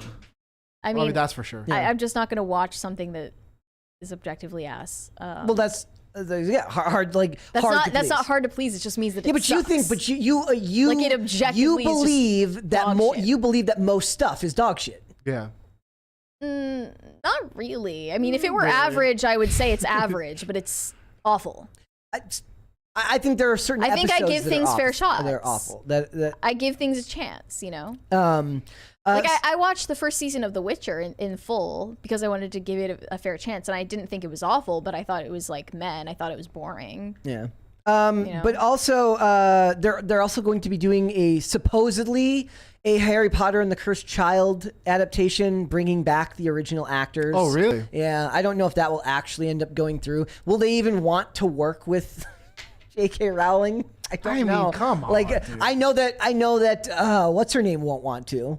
Who? Emma Watson. Like, Yeah, she will. Dude, they don't hate her Who's at all asking Emma behind the Watson scenes. about this? Because they're I going to mean, she's make Hermione. Yeah, she's Hermione. Like, they're going to make a Cursed Child adaptation with the original actors supposedly, and I don't know if they will actually be able to pull that off. Because will they actually want to come back? No, I don't know. I mean, Daniel Radcliffe is literally like a corpse that they trot out for like Trevor Project Yeah, press releases. Like he's literally he always looks very like an meh. instrument. Yeah, he always looks very meh to me. Like he wanted to be Robert Pattinson, but he's not Robert Pattinson. That guy He needs- wanted to be Robert he Pattinson. doesn't have Robert Pattinson's sense of humor to me. That's because Robert Pattinson's based and he played Final Fantasy. Yes, he did. when That's Robert true. Pattinson played Cedric, were they the same age? I don't know. No, I think Robert Pattinson's older by a little bit. Okay. Maybe not by much. Because it would be funny if they were the same age and Daniel Radcliffe just looks like he's 12. Yeah. And Robert Pattinson has just like looked the same for over a decade. He's You he's a vampire. can't, dude. Chat saying like recast her. You can recast Hermione. It You would can be- recast. Recast her with a black woman. Yeah, there- you're right. Then you Then win. you can't complain, so you're stuck. Like If you you're like, complain about that, then you're racist. yeah. Well, no, it's like the belief I've long held is that the left will understand the hatred of swapping characters when they finally do make Harry Potter black. No, not anymore. No, not anymore. No, I no, think they're no. so After like the psychotically dedicated to the message that they would applaud it. no, dude. The only way to do this is a white Black Panther. Like that'll be the only way. This is a step too far. White Blade. Ryan Reynolds as Black Panther. Honestly, like what No, you could Marvel make- you could character make- hasn't been race swapped at this Hey point? guys, Wakanda forever. You could make Ryan Reynolds Blade because Ryan Reynolds was in the original Blade trilogy. Well, there we go. He was in Blade Trinity, so you could do that, and then he could come back and play Blade, and it would be awful. So, Are people really mad about the goblins being oppressed in Hogwarts Legacy? well, no, or is this just like a meme? It's because they think that they've long since that it was a Jewish that they said that it was supposed to be because they made them They goblins think that with about long the noses. movies, but Yeah. why do they? Oh, I have saying no it idea. follows through to the game just because you fight goblins in the game. Those people are just going to complain about literally everything. Like, there isn't like a person who complains about that is going to If you complain want to about be in literally everything. solidarity with your trans and Jewish mutuals on Twitter, then you shouldn't play the game. Mutual, like, look, I'm Like so sick of your only community is your mutuals on Twitter. people that you hate other you stuff should be with. embarrassed. People that you hate other things with. That's how like you get along. You're like, hey, you want to go hate something with me? yeah, That's literally me and marriage friendship. Get in, guys. Let's hate stuff together. is not. We hate the same things. Like So- 95%. The Hogwarts Legacy series has more room to maneuver helps. though.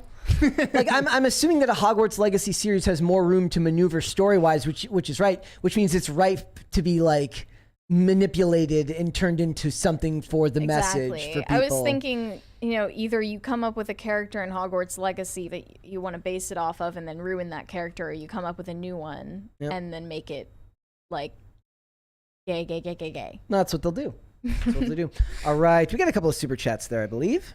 Dash Fortune said, Bob Ross, like Mr. Rogers, were both snipers in Vietnam. The painting was Bob's method of coping with his PTSD. What? Mr. Rogers was also a based badass. Also, have you seen that clip that goes Bob around? Ross was a sniper? I didn't No know. way. I don't believe this, You've but gotta be I making will. this up. Seriously? Have you ever seen that? So awesome. Have you seen that clip of Imagine. Mr. Rogers saying like boys are boys and girls are girls? yeah. Like eventually that will get him in deep trouble. I'm sure. Was the hair to stabilize the gun? He would like set it on his hair like boom. Or no, maybe he drew out detailed pictures of like where he was going to be setting up his perch.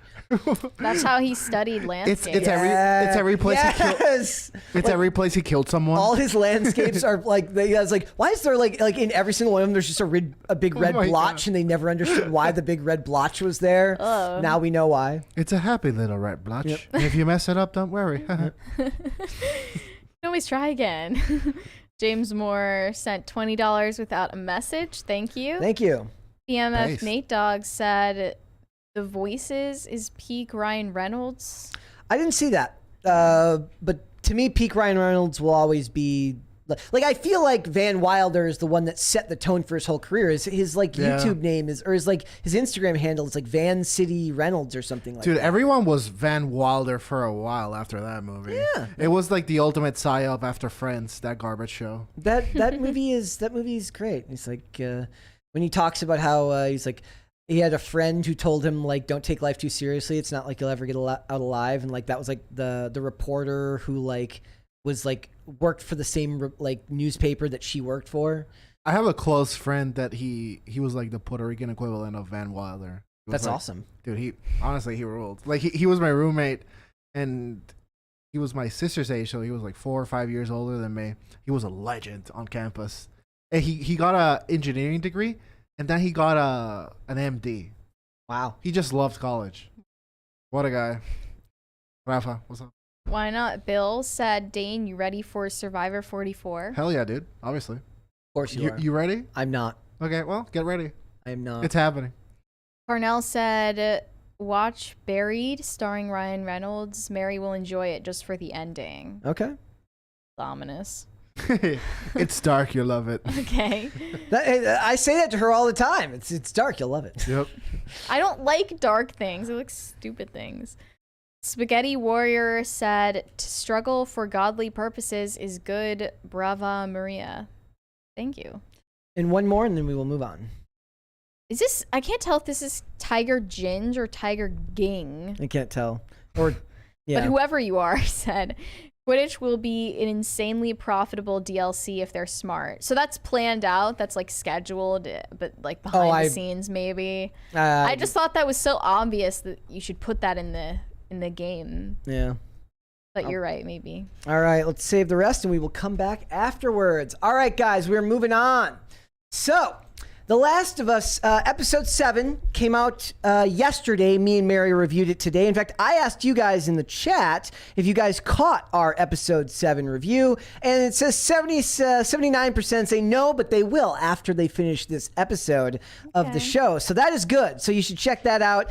It is exactly what you expected it to be. Let's give a little bit of a breakdown here. The idea is that just like in episode 3, there's an enormous detour off the path of the show, in which you have to see Ellie go into a mall with a girl she was in love with back in the day. If they go on a detour, it's always for something really important, like gayness. Yes, that's exactly what it is. To focus on gay characters who are dead. You don't get any you're of never that gonna with, see again. You don't get that with Tess. You don't get a full episode of Joel and Tess bonding together because that's too straight. So you get this whole episode, and of course it's virtue signaling to the highest levels. And the actress they've got is an actress named Storm Reed, who plays Riley. Funnily enough, I mentioned this in the review. She played a character named Riley on a random episode of NCIS Los Angeles back in the day. And she was far more likable back then when she was a kidnap victim that LL Cool J had to rescue. Way cooler. So it says, Storm Reid and Bella Ramsey tell the fans to take it or leave it over the gay storylines in the show. Obviously, we remember that Bella Ramsey has already made that statement here, right? She said that quite a while ago. So Storm Reid is representing queer young women. Like Bella said when episode 3 came out, if you don't like it, don't watch, Reid told EW. We are telling important stories. We're telling stories of people's experiences and that's what I live for. That's what makes good storytelling, because we are telling stories of people who are taking up space in the world. Bodies and spaces. Just taking up space, apparently. This is the leftist language of bodies and spaces that we can't escape, even when we're trying to watch escapist entertainment. Black and brown bodies. Literally black and brown, gay, underage girl bodies. So this is the quote continues. She says, I'm not only representing women, I'm representing young black women, and I'm representing young queer women that are experiencing new feelings and new relationships. I'm so sick to death of the narcissism of Hollywood to think that you get anointed the position of being somebody who gets to, do you know how hard it is to represent this country in the Olympics? And that's just a country? You're representing an entire race and gender of people? That's so insane. Tiresome. No. That's insane. So it says, I'm sure people are going to have things to say on Sunday, but I don't care because I'm proud of what we did, and I'm proud of the story we told, and I'm proud of the people that we're representing. They're not proud of the story they're told. They're proud of the message that the story that the message portrays, despite the story not being told well. She's saying that the intrigue of this episode is the tightrope of friendship and having a crush. Or is it a crush? Is it just flirtatious energy? There's so much that goes into the complexity of this episode, and furthermore, the complexity of what Ellie and Riley's relationship is. Dude. I find it so beautiful. Wow, that is the stupidest line I have experienced in my entire life. I love that this person, their idea of depth was, are they dating or are they just flirting? Yeah, like when they showed it's the same. When they showed Ellie in her gym class doing laps, and then that girl comes up to her and takes her Walkman or whatever, and they get in a fight, I was like, why are they trying to make this into a teen drama? Yeah. Like it's a post-apocalyptic zombie show, and you're trying to show me like teenage girls fighting in high school and getting catty, and then like going on a date at a mall. Like it's literally like trying so hard to be a teen drama. I gave them the pass on episode 3. Twice in 10 episodes when you've only got 10 episodes to do. No, 10 thank you. Is too many already. 2-3 darts is too much. That's a Ace Ventura reference if anybody remembers. It's a detour. It's a lack of actual storytelling, meaning that they could have cut this episode down by half and still included Joel and done this as flashbacks, and it would have been perfectly fine, and you would have still moved the other story forward. You didn't it's need gratuitous. to show everything. No, like you didn't. The whole flashback, it shows them just like walking around, looking around, like it just lingers on the most irrelevant things. Ellie staring at bras. Yeah. It showed them like playing every round of the Street Fighter game. Oh yeah, they play Mortal Kombat. Yeah, they play Mortal Kombat 2. But they wouldn't just show like a montage of them doing things and move on. It had to take up the entire episode. Plus, they aged them up and gave them alcohol, which just feels like I'm watching like the adult showrunners hand 17-year-olds alcohol and tell them like, make out, turn on the camera. Do it. Like that's what it feels like I'm watching. Yep. It feels creepy. And my big issue with the show is like they don't talk like teenagers going through the apocalypse. They talk like 30-year-old Hollywood writers. They talk like they're talking to an audience. Yeah, they say like a teenager going through the apocalypse with limited education wouldn't be saying propaganda and fascist dickbag. It's just not maybe dickbag, but they're not saying I don't like know. they're not using fascist. They're not using 2022 buzzwords. Yeah. Like you don't even know history. There's no to know what political fascism systems, is. Karen. We're dying. Like it's so stupid. Like I don't even know if the showrunners know what fascism is. it's why it's better to go back and watch old. I was rewatching Jericho this weekend. Oh man, you want to watch a better end of the world type show? Like language in shows like this used to be more fluent and timeless. So you didn't talk in words that were very current year, right? And I think the internet has a lot to do with this. The prevalence of how much of our like back in the day, your like how you spoke was kind of dictated by who you spent your time with. Now you spend your time with a lot of people who say the same buzzwords. Therefore, it's creeping into the dialogue that's written for these shows.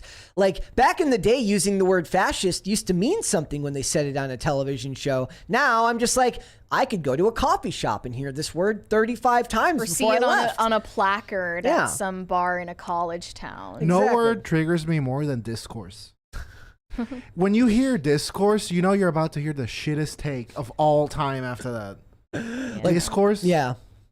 I don't like rhetoric I mean, either. Rhetorics. Ellie Yeah, could all thing. have objected to Storm's what was her name in the show? Riley. Riley's joining the Fireflies without using language like that. Like that's like she's like you don't even like she's like you join a cause that I don't even think you fully understand. I'm like kids don't talk like that. Yeah, no. They don't. Like I mean, she would care more that Riley is leaving town than anything.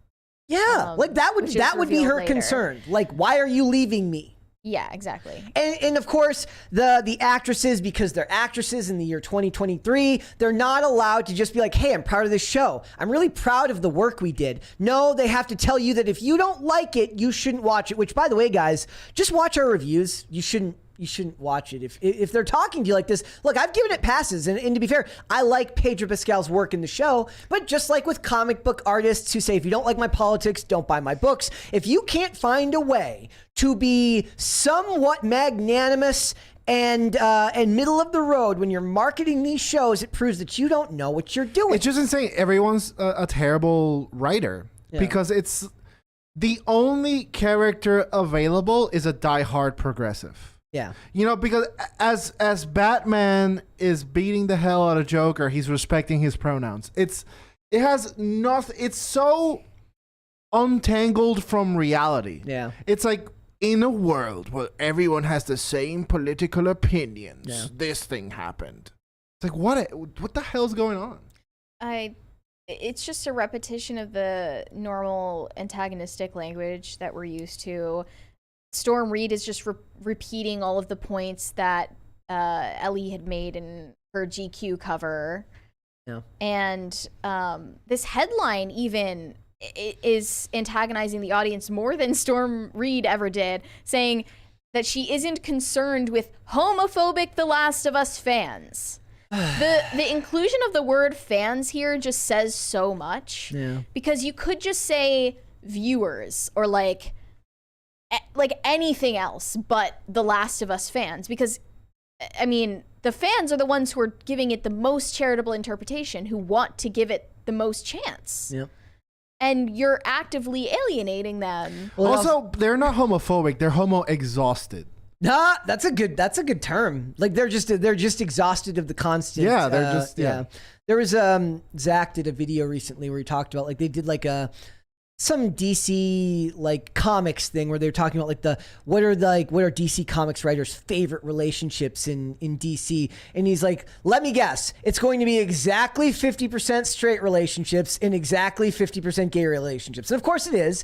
Even though everyone knows that that's not how people remember these things fondly, it's inflation. It's like a weird type of inflation where people are pretending like these gay characters in these shows and these romances matter more than they do. It's going to be like the list is number 1, Harley Quinn and Poison Ivy. Number 2, Harley Quinn and Poison Ivy. Continuing down the list. Yeah, basically. Yeah, it's like it's manufactured fanfare for something. It doesn't exist, except for like they get praise from shippers on Twitter, and they think that that's reflective of the general sentiment. I guess in a way they've just been incentivized, because back in the day you would have been incentivized to be a more conciliatory and like just like, oh, I'm just really proud of the work, and if you like it, great. If not, I hope you give it a shot. You would have been rewarded for that back in the day because you would have come off like a good a good spokesperson for the brand. But now They want her to be spunky. they want to be and spunky, defiant. and not just that, but also they want to be allies And an to the ally, various yeah. communities that they're pushing. Is she gay herself? I do Is not know Storm if the Reid I gay don't know if herself? the actress is. Because then like she would be committing a sin in their book by playing a gay character without being That's gay, unevenly right? that's unevenly enforced. That's only enforced when they want to. Like that. Like if an actor is a straight white dude, like in real life, then yes, you can push back on that anytime you want. If Okay. it's another character, I don't know if the same thing is true. I wasn't aware of this rubric. Yeah, I think that it. I didn't get the memo. Well, Yeah. now you know, bigot. Thanks for telling me.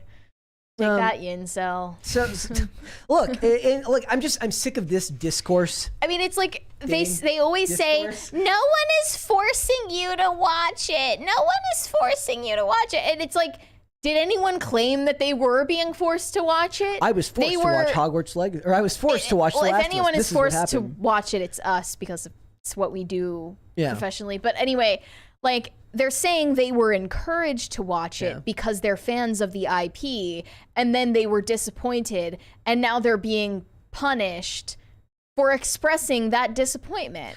Also, when there's the like, quality is yeah. just objectively, it's like just sewage. I mean, speaking of sewage, the girl Riley says that she doesn't want to stay in the QZ with Fedra because she was assigned the post of like sewage detail. Yeah. While Ellie seems to have a more promising future as an officer, and it's basically like watching as people shovel shit. Yeah.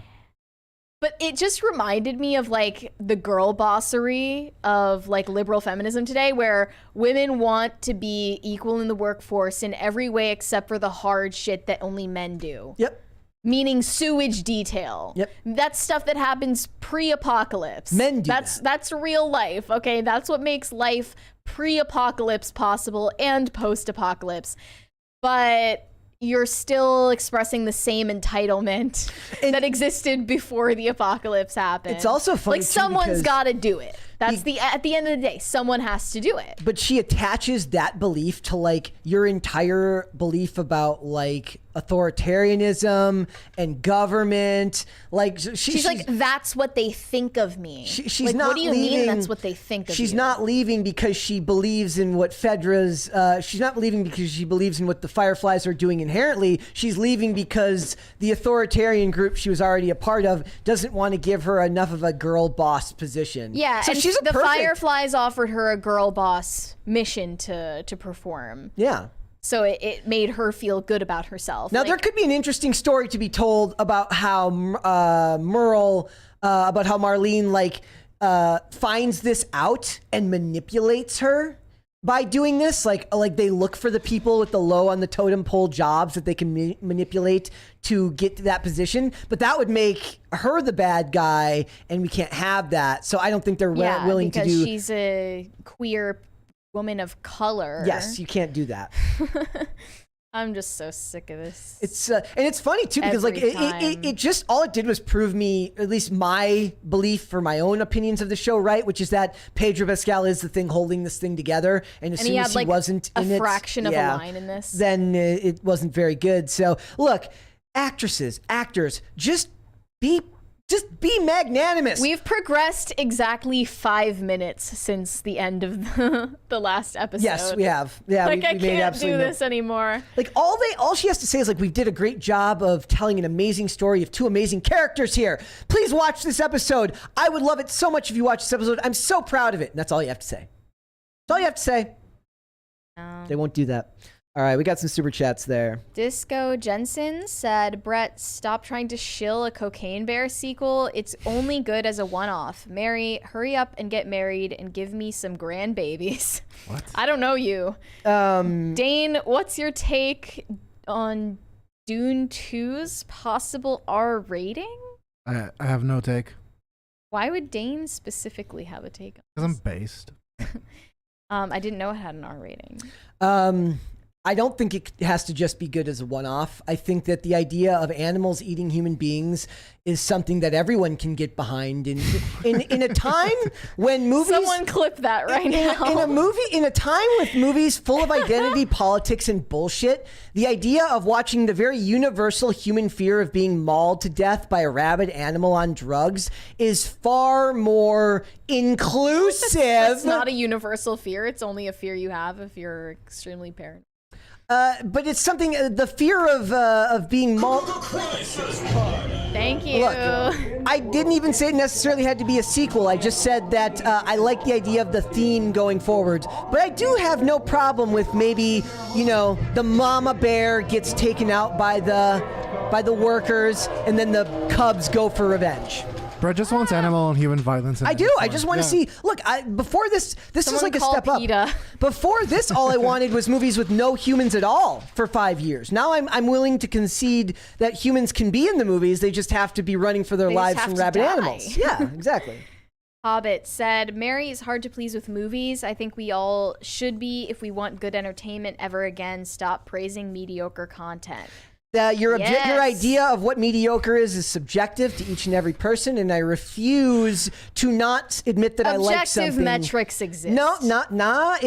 In this one, yeah, if like the idea that this was lit improperly, this story makes no sense based on writing, those are objective measures. When it comes to these, like, Hollywood has enough quality control that most of your opinions are going to be subjective based on writing metrics, whether it's a story you want to watch.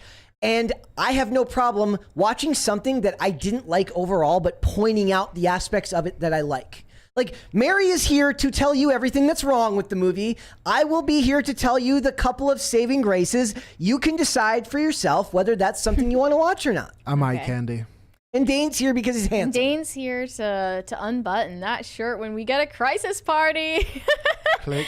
One button for every crisis party. Evan King said, since most films come out on streaming within 3 months or less, is it fair to judge any box office total? I mean, it judges how popular it will be on streaming nonetheless, right?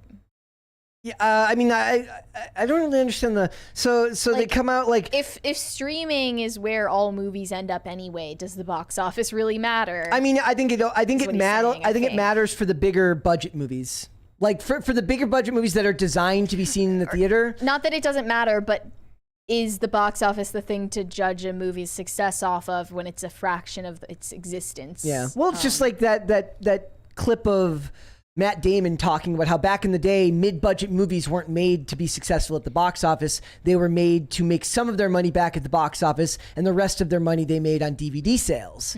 Like, a lot of those movies that end up in the bargain bin at Walmart make their money back, and they make their money back by being, here for people to buy.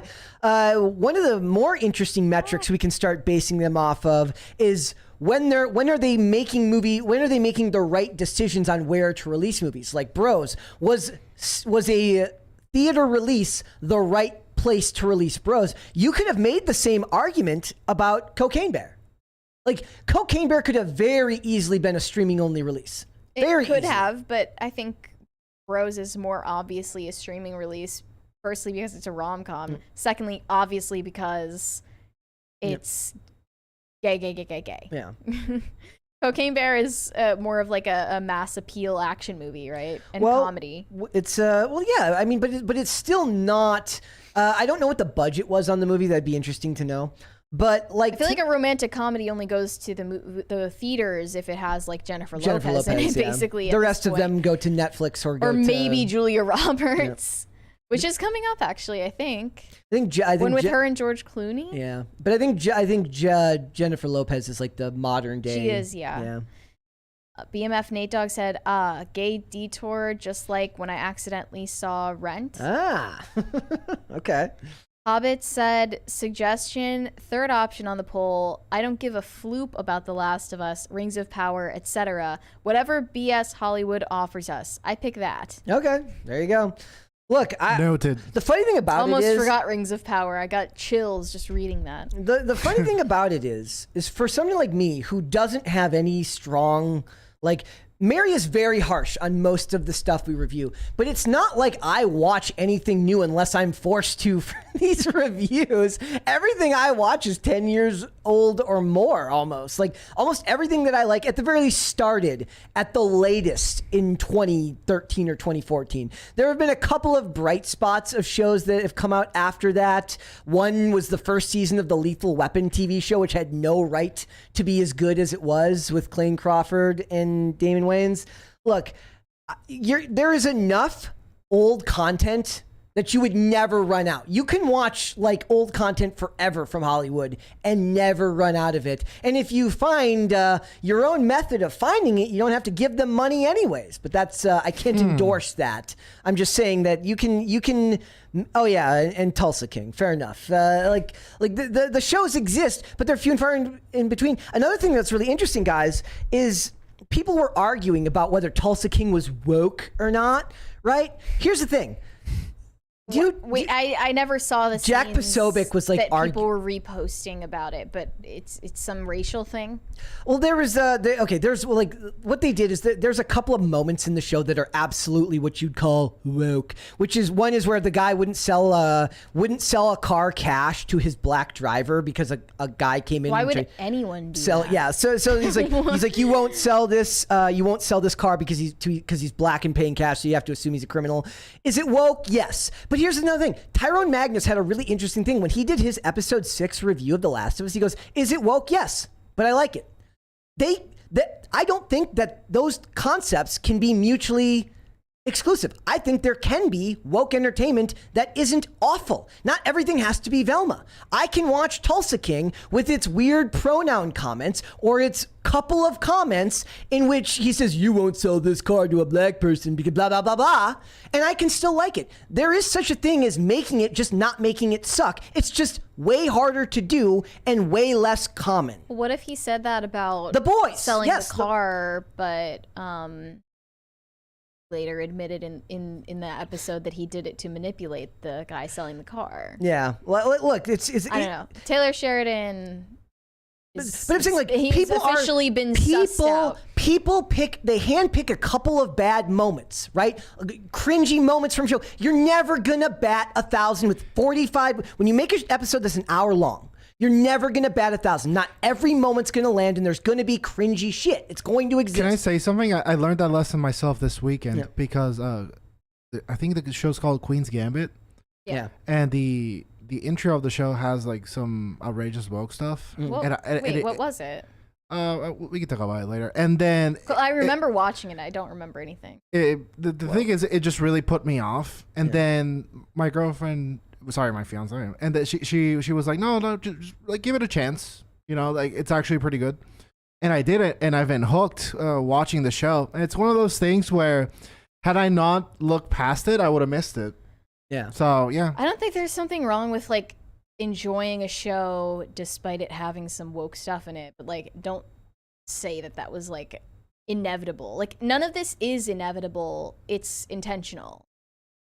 It's not I'm not inevitable talking about whether to have it's cringy woke things inserted into a Taylor Sheridan show. It's part of the formula that he intentionally uses to craft these shows that appeal to a certain crowd that he thinks need educating. I can't speak to his those specifically, look, but that's putting words. Never in his say mouth. that this is just something that we should expect now.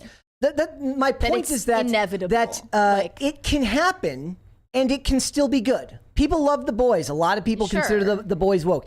I'm just like, they're not mutually exclusive ideas, and it doesn't mean that you don't call it out when you see it. I can look at the scene of Stallone doing that in the car dealership and be like, oh my God, that is really cringy, and just walk right past it. As long as another one of those moments doesn't happen 10 seconds later and I'm getting it all throughout the show.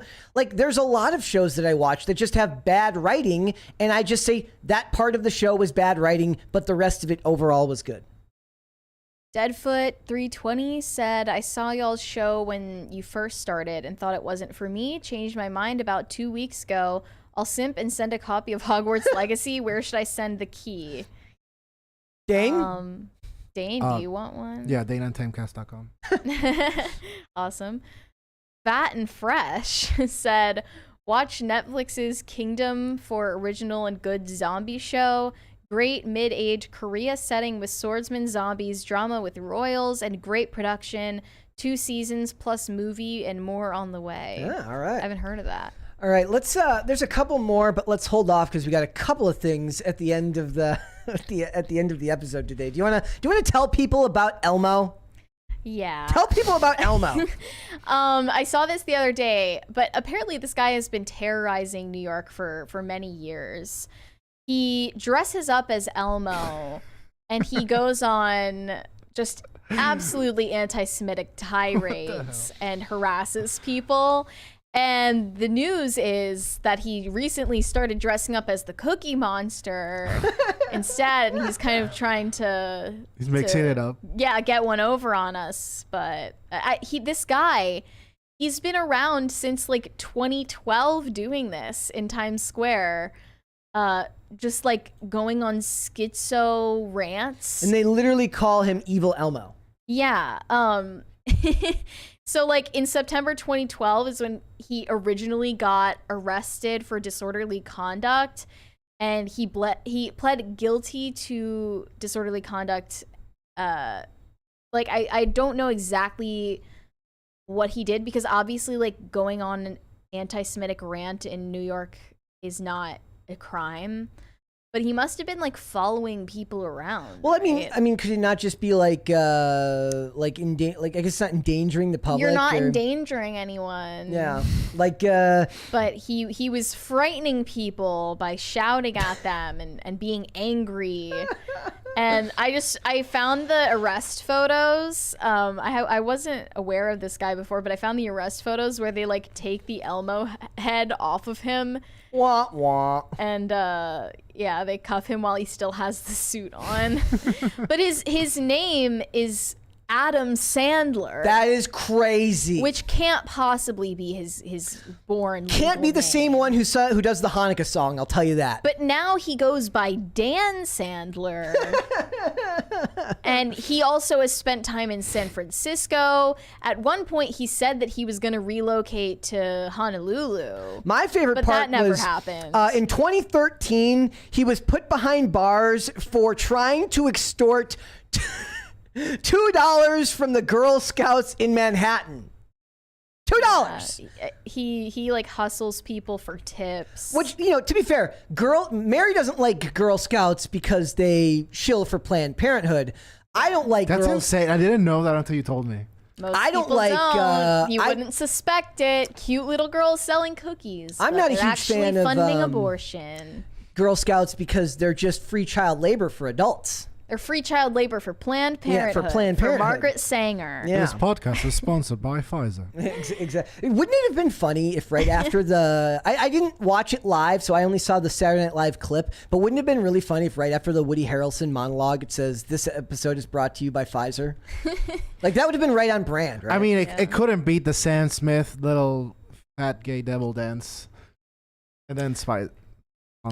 So it says he's frightening them. Is that possible? Like Another thing is he was accused of groping a woman in 2012, and then he denied that. Yeah. But he claims that like when he's in the costume, women like are really into him. Well, yeah, of course. Like he said, I've had women wanting to wrap their legs around me. When we're in the costume, women want us. One woman asked me to touch her breasts. I wouldn't do it. Well, he's got too many principles for that. He's too principled, yeah. They So, made you do it. he may be a criminal, but he's no pervert. The question is he Good for making him. as much as those NBA mascots? That's the He's real not. question. Still, you know what? Anti-Semitic Elmo is still making more in tips than the WNBA. That is true. Just think about that for a second. He probably is. Well, maybe what they can do is they can get Brittany Griner to play not so evil Elmo. What they would consider not so Cookie evil. Monster. Yes, she could play Cookie What about the Monster. other Muppets? Where's their representation? So look, He's getting to it eventually, apparently. He said that he's had people yelling slurs at him, calling him a PDF file, saying that I couldn't be trusted around children, and that had effect on his business. Yeah. Meanwhile, I think what affected his business. what is his business? Talking about. Does he get tips? I guess. Is it like in Times Square, people just like dress up as all these different characters, and they make tips off of taking pictures with people, right? There's a great episode of The Mentalist where he goes to this lady who's like, she's dressed up as Marilyn Monroe on the street, and he's like, why do you do this? And she like can't answer the question. She's like, well, I dress up like Marilyn, and then I take pictures with people, and they pay me. He goes, why? He goes, I don't know. They just do. It sounds like it's in Curb Your Enthusiasm. Like, I don't know. They just do. Or like, I can't explain it. They just do. You know, there's a Taylor Swift impersonator that looks exactly like her. No. Like, good for like that. There's the Drake one. There's the one who goes to like all the clubs in Miami, Really? and you like they have like Drake Watch, where like He talks about all his feelings. It's called Fake Drake. He must get so many free drinks. No, he's like it's Fake Drake, and there was like Fake Drake spotted at this nightclub in Miami where he's like talking to a bunch of women, Drake. and you just know Wow. he's taken a bunch of like women home. That feels non-consensual. like maybe he doesn't. They're like, But "Are once you?" And once he's like, you turn the lights on in the Uber, you must know. Like This I isn't bet, Drake. like I bet they're like, "Are you?" And he's like, "You don't have to say it." Yes. He doesn't let them finish because then he's technically not lying. Shh. Are you? Yes.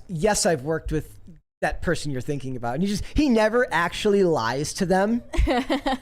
Like he's just like, You don't even have to say it. There's so many people around. He goes up to me. He's just like, "Look, I'm exactly who you think I am." Like I don't know who I thought you were, but not this person. Girl Scouts have an entire it says Girl Scouts have an entire FAQ page dedicated to questions about Planned Parenthood and trans hell, kids. Really? Yep. Yeah, I was never, I actually asked when I was younger to become a Girl Scout, and I was told no because There of you go. this. Oh yeah. Yeah. Damn, so it's been that long that Yeah. they've been doing this? It's been a while. It's not a new thing. I mean, the trans so kids thing evil. is probably new. The Planned Parenthood thing is not new. I still Wow. remember like when I was talking to like a friend of mine and his wife, both of them very, very far left people. And she was like talking about it. I was like, oh, it's so great that the Boy Scouts like were like the first inclusive group to like let girls in. I'm like, why don't they let boys in the Girl Scouts? And she like Seems her brain sexist. was really, it was just really funny watching her brain like it was actually just a weird form of misandry. She's like, well, that would be crazy. Dude, when I was a Boy Scout, it would annoy me so much that you had to work so hard for those badges, and girls would bake cookies. They're like, congratulations, you got the baked cookie badge. Like, what the? And you have to like learn how to tie Yeah. 30 knots. Basically. Like, and then there's me who wore my brother's Weeblos uniform to school. That's stolen valor. Stolen valor. How dare To you. be fair, nobody. It wasn't like it's not like it listed it in a club for me or anything like that. It was like, and it was very clearly too big for me because my brother's 7 years older than me. I don't know where I saw this stat, probably at fakestats.com/wow Dane's a gullible idiot. But it said that every president has been a Boy Scout. I didn't know that. Is that true? Dane Farm 2024. Vote for me. All This right. podcast sponsored by Look, I'm down with. It'd be funny to go and like try to find this guy in New York and see if we could like get an interview with him, like a man on the street interview with Evil Elmo, I just wonder, like, how the hell do you Go live there in to- Manhattan and afford it. and afford it off of Evil Elmo's salary? Be interesting to go up to him and ask him who is they though. Yeah. He'll tell you. But it's really not funny anymore because he'll just tell you before you even ask. It's like, who is that? I'll tell you who they are. Don't finish that question.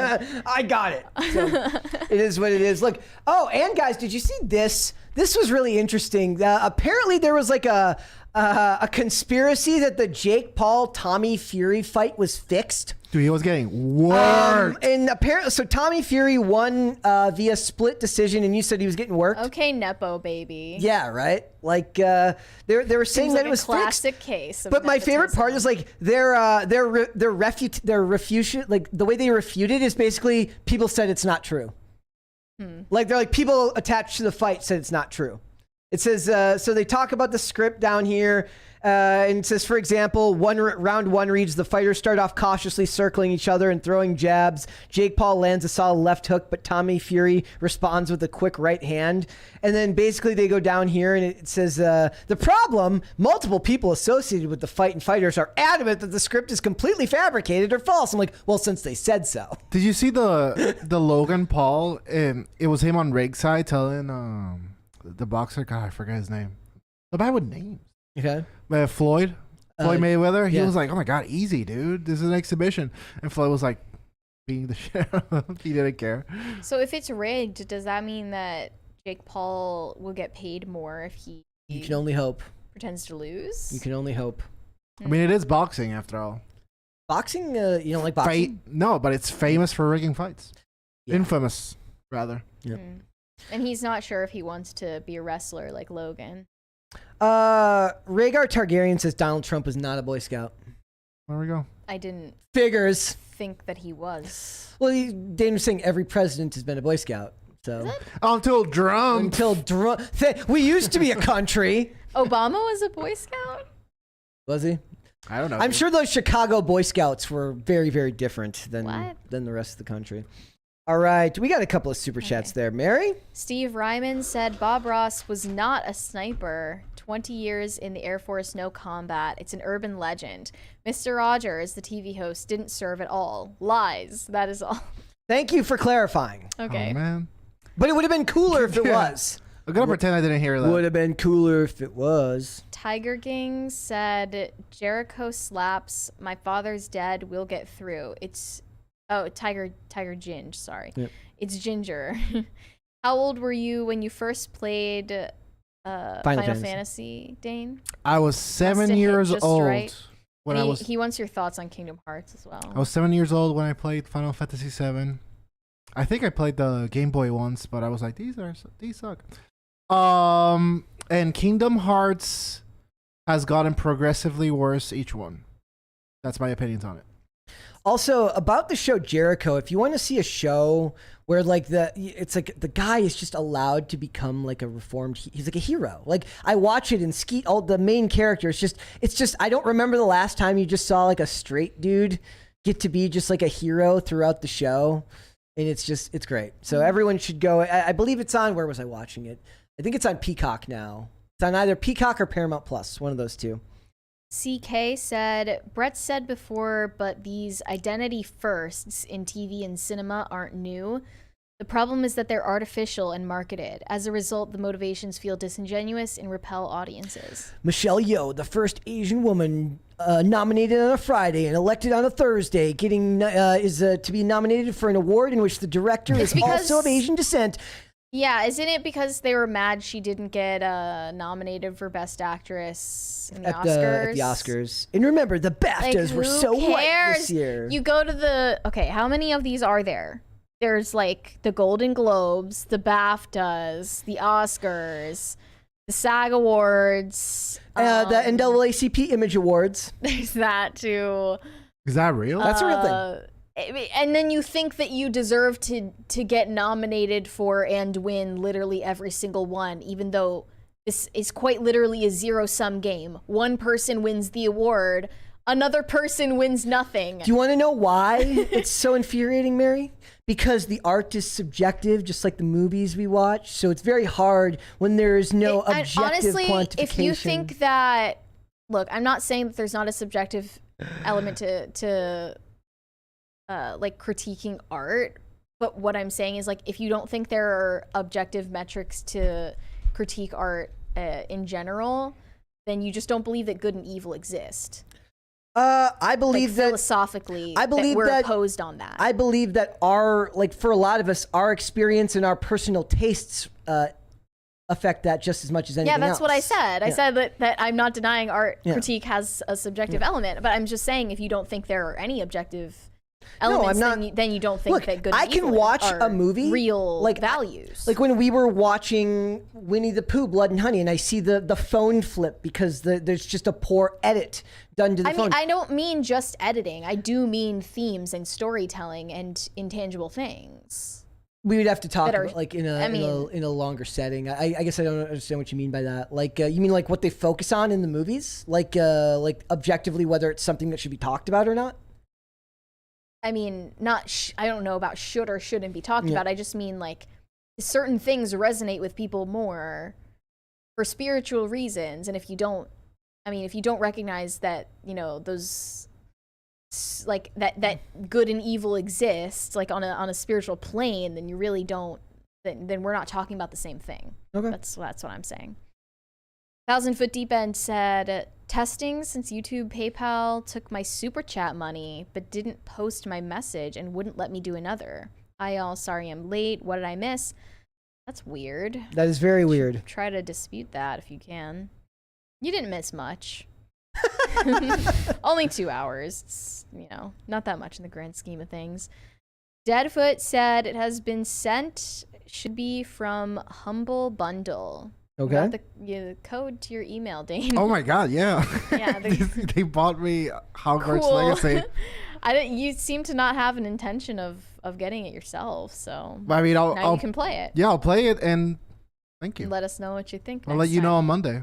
Yeah, Fat and Fresh said, seriously, watch Kingdom, thank me whenever. I'm getting kind of tired of the zombie shows, though. I don't really. That's why I think you'll like iZombie. It's not like a whole lot of like actual zombie stuff. Hate zombie stuff. Yeah. It's overdone. Stop it. iZombie's a really interesting concept where you can eat brains to remain Alive? you're not alive, but you look human. not You have alive. almost no pulse, and your skin is emaciated. So Can you stay like sentient without eating? no, you lose The your brains? like you Oh. you have to eat the brains regularly, otherwise you become like you turn into like a Romero zombie slowly. It's really, really interesting. It's like Okay. it's obviously it's a quirky CW show, so it's not like it's high art, but Yeah. it's I would argue that you look more like Rose MacGyver as Liv Moore than you do as Ivana Lynch Yeah. than Luna Lovegood. Gotten a lot of Luna Lovegood comments, both in person and on the internet. Yep. 1,000 Foot Deep End said, considering the Boy Scouts was founded in 1910, I don't think every president was a scout. LOL. Also, PayPal refunded my $2 chat. We good. LOL. Well, what if George Washington went back and joined the Boy Scouts by creating them earlier? That's Somebody can the make thing. that- You didn't need the Boy Scouts prior to Yeah, the 20th century. that's true. Because that's when we stopped teaching people how to do shit, you know? All right, we got two more that just came in there. High Voltage 75 said, bad app. I'm not reading that for old time's sake. Where the hell is Bad course. App these days? We miss him. I don't know, in a gutter somewhere. I hope not. Come back. He's in a Taco Bell waiting for you. He's probably watching Brett Cooper. And some say he's been at that Taco Bell ever since. Yeah. Regatan said, a powerful new Nintendo Switch coming winter 2023. That's cool. I like the Switch. Haven't heard that. I didn't play it for like the first 3 years that I owned it, and recently it's most of what I play. Also, someone said I should watch Fear the Walking Dead. I have already seen Fear the Walking Dead, I think, in like most of it, but it's not very good. It was just a very okay spin-off. Spaghetti Warrior said, Dane, the white Black Panthers exist. It's hilarious. Search Black Panthers episode 1 by Year of the Man Beast, funny web series from like 2009 made by a friend of the show. All right, there you go. Okay. All right, and before you do that, Dane, thank you so much for joining us today. Yeah, thank you for having me. Let everyone know where they can find you before you go home and play Hogwarts Legacy. Well, by the way, thanks again to whoever bought that game. Seriously, what a Chad. You can was it find me again? It on was Twitter at Deadfoot. Deadfoot Legend. Yes. You are officially my favorite guy on. You can buy Dane's love. You can. I accept any and all forms of bribes. At Dane Font on Twitter, which I shall spell out for you now. DANEFONT. Perfect. All right, Mary, where can they find you? You can find me on Instagram. Go look at pictures of me there at Mary Archived, and you can send me hate on Twitter. That is also Mary Archived. I recently got added to a list that's called Racist Bigoted Cowards on Twitter. So I guess somebody is heeding my call there. We've got one last super chat from Potatoes for Seamus. Said, Mary, how about we get some tacos? I can't have tacos. I'm on my carnivore diet, but maybe after Easter.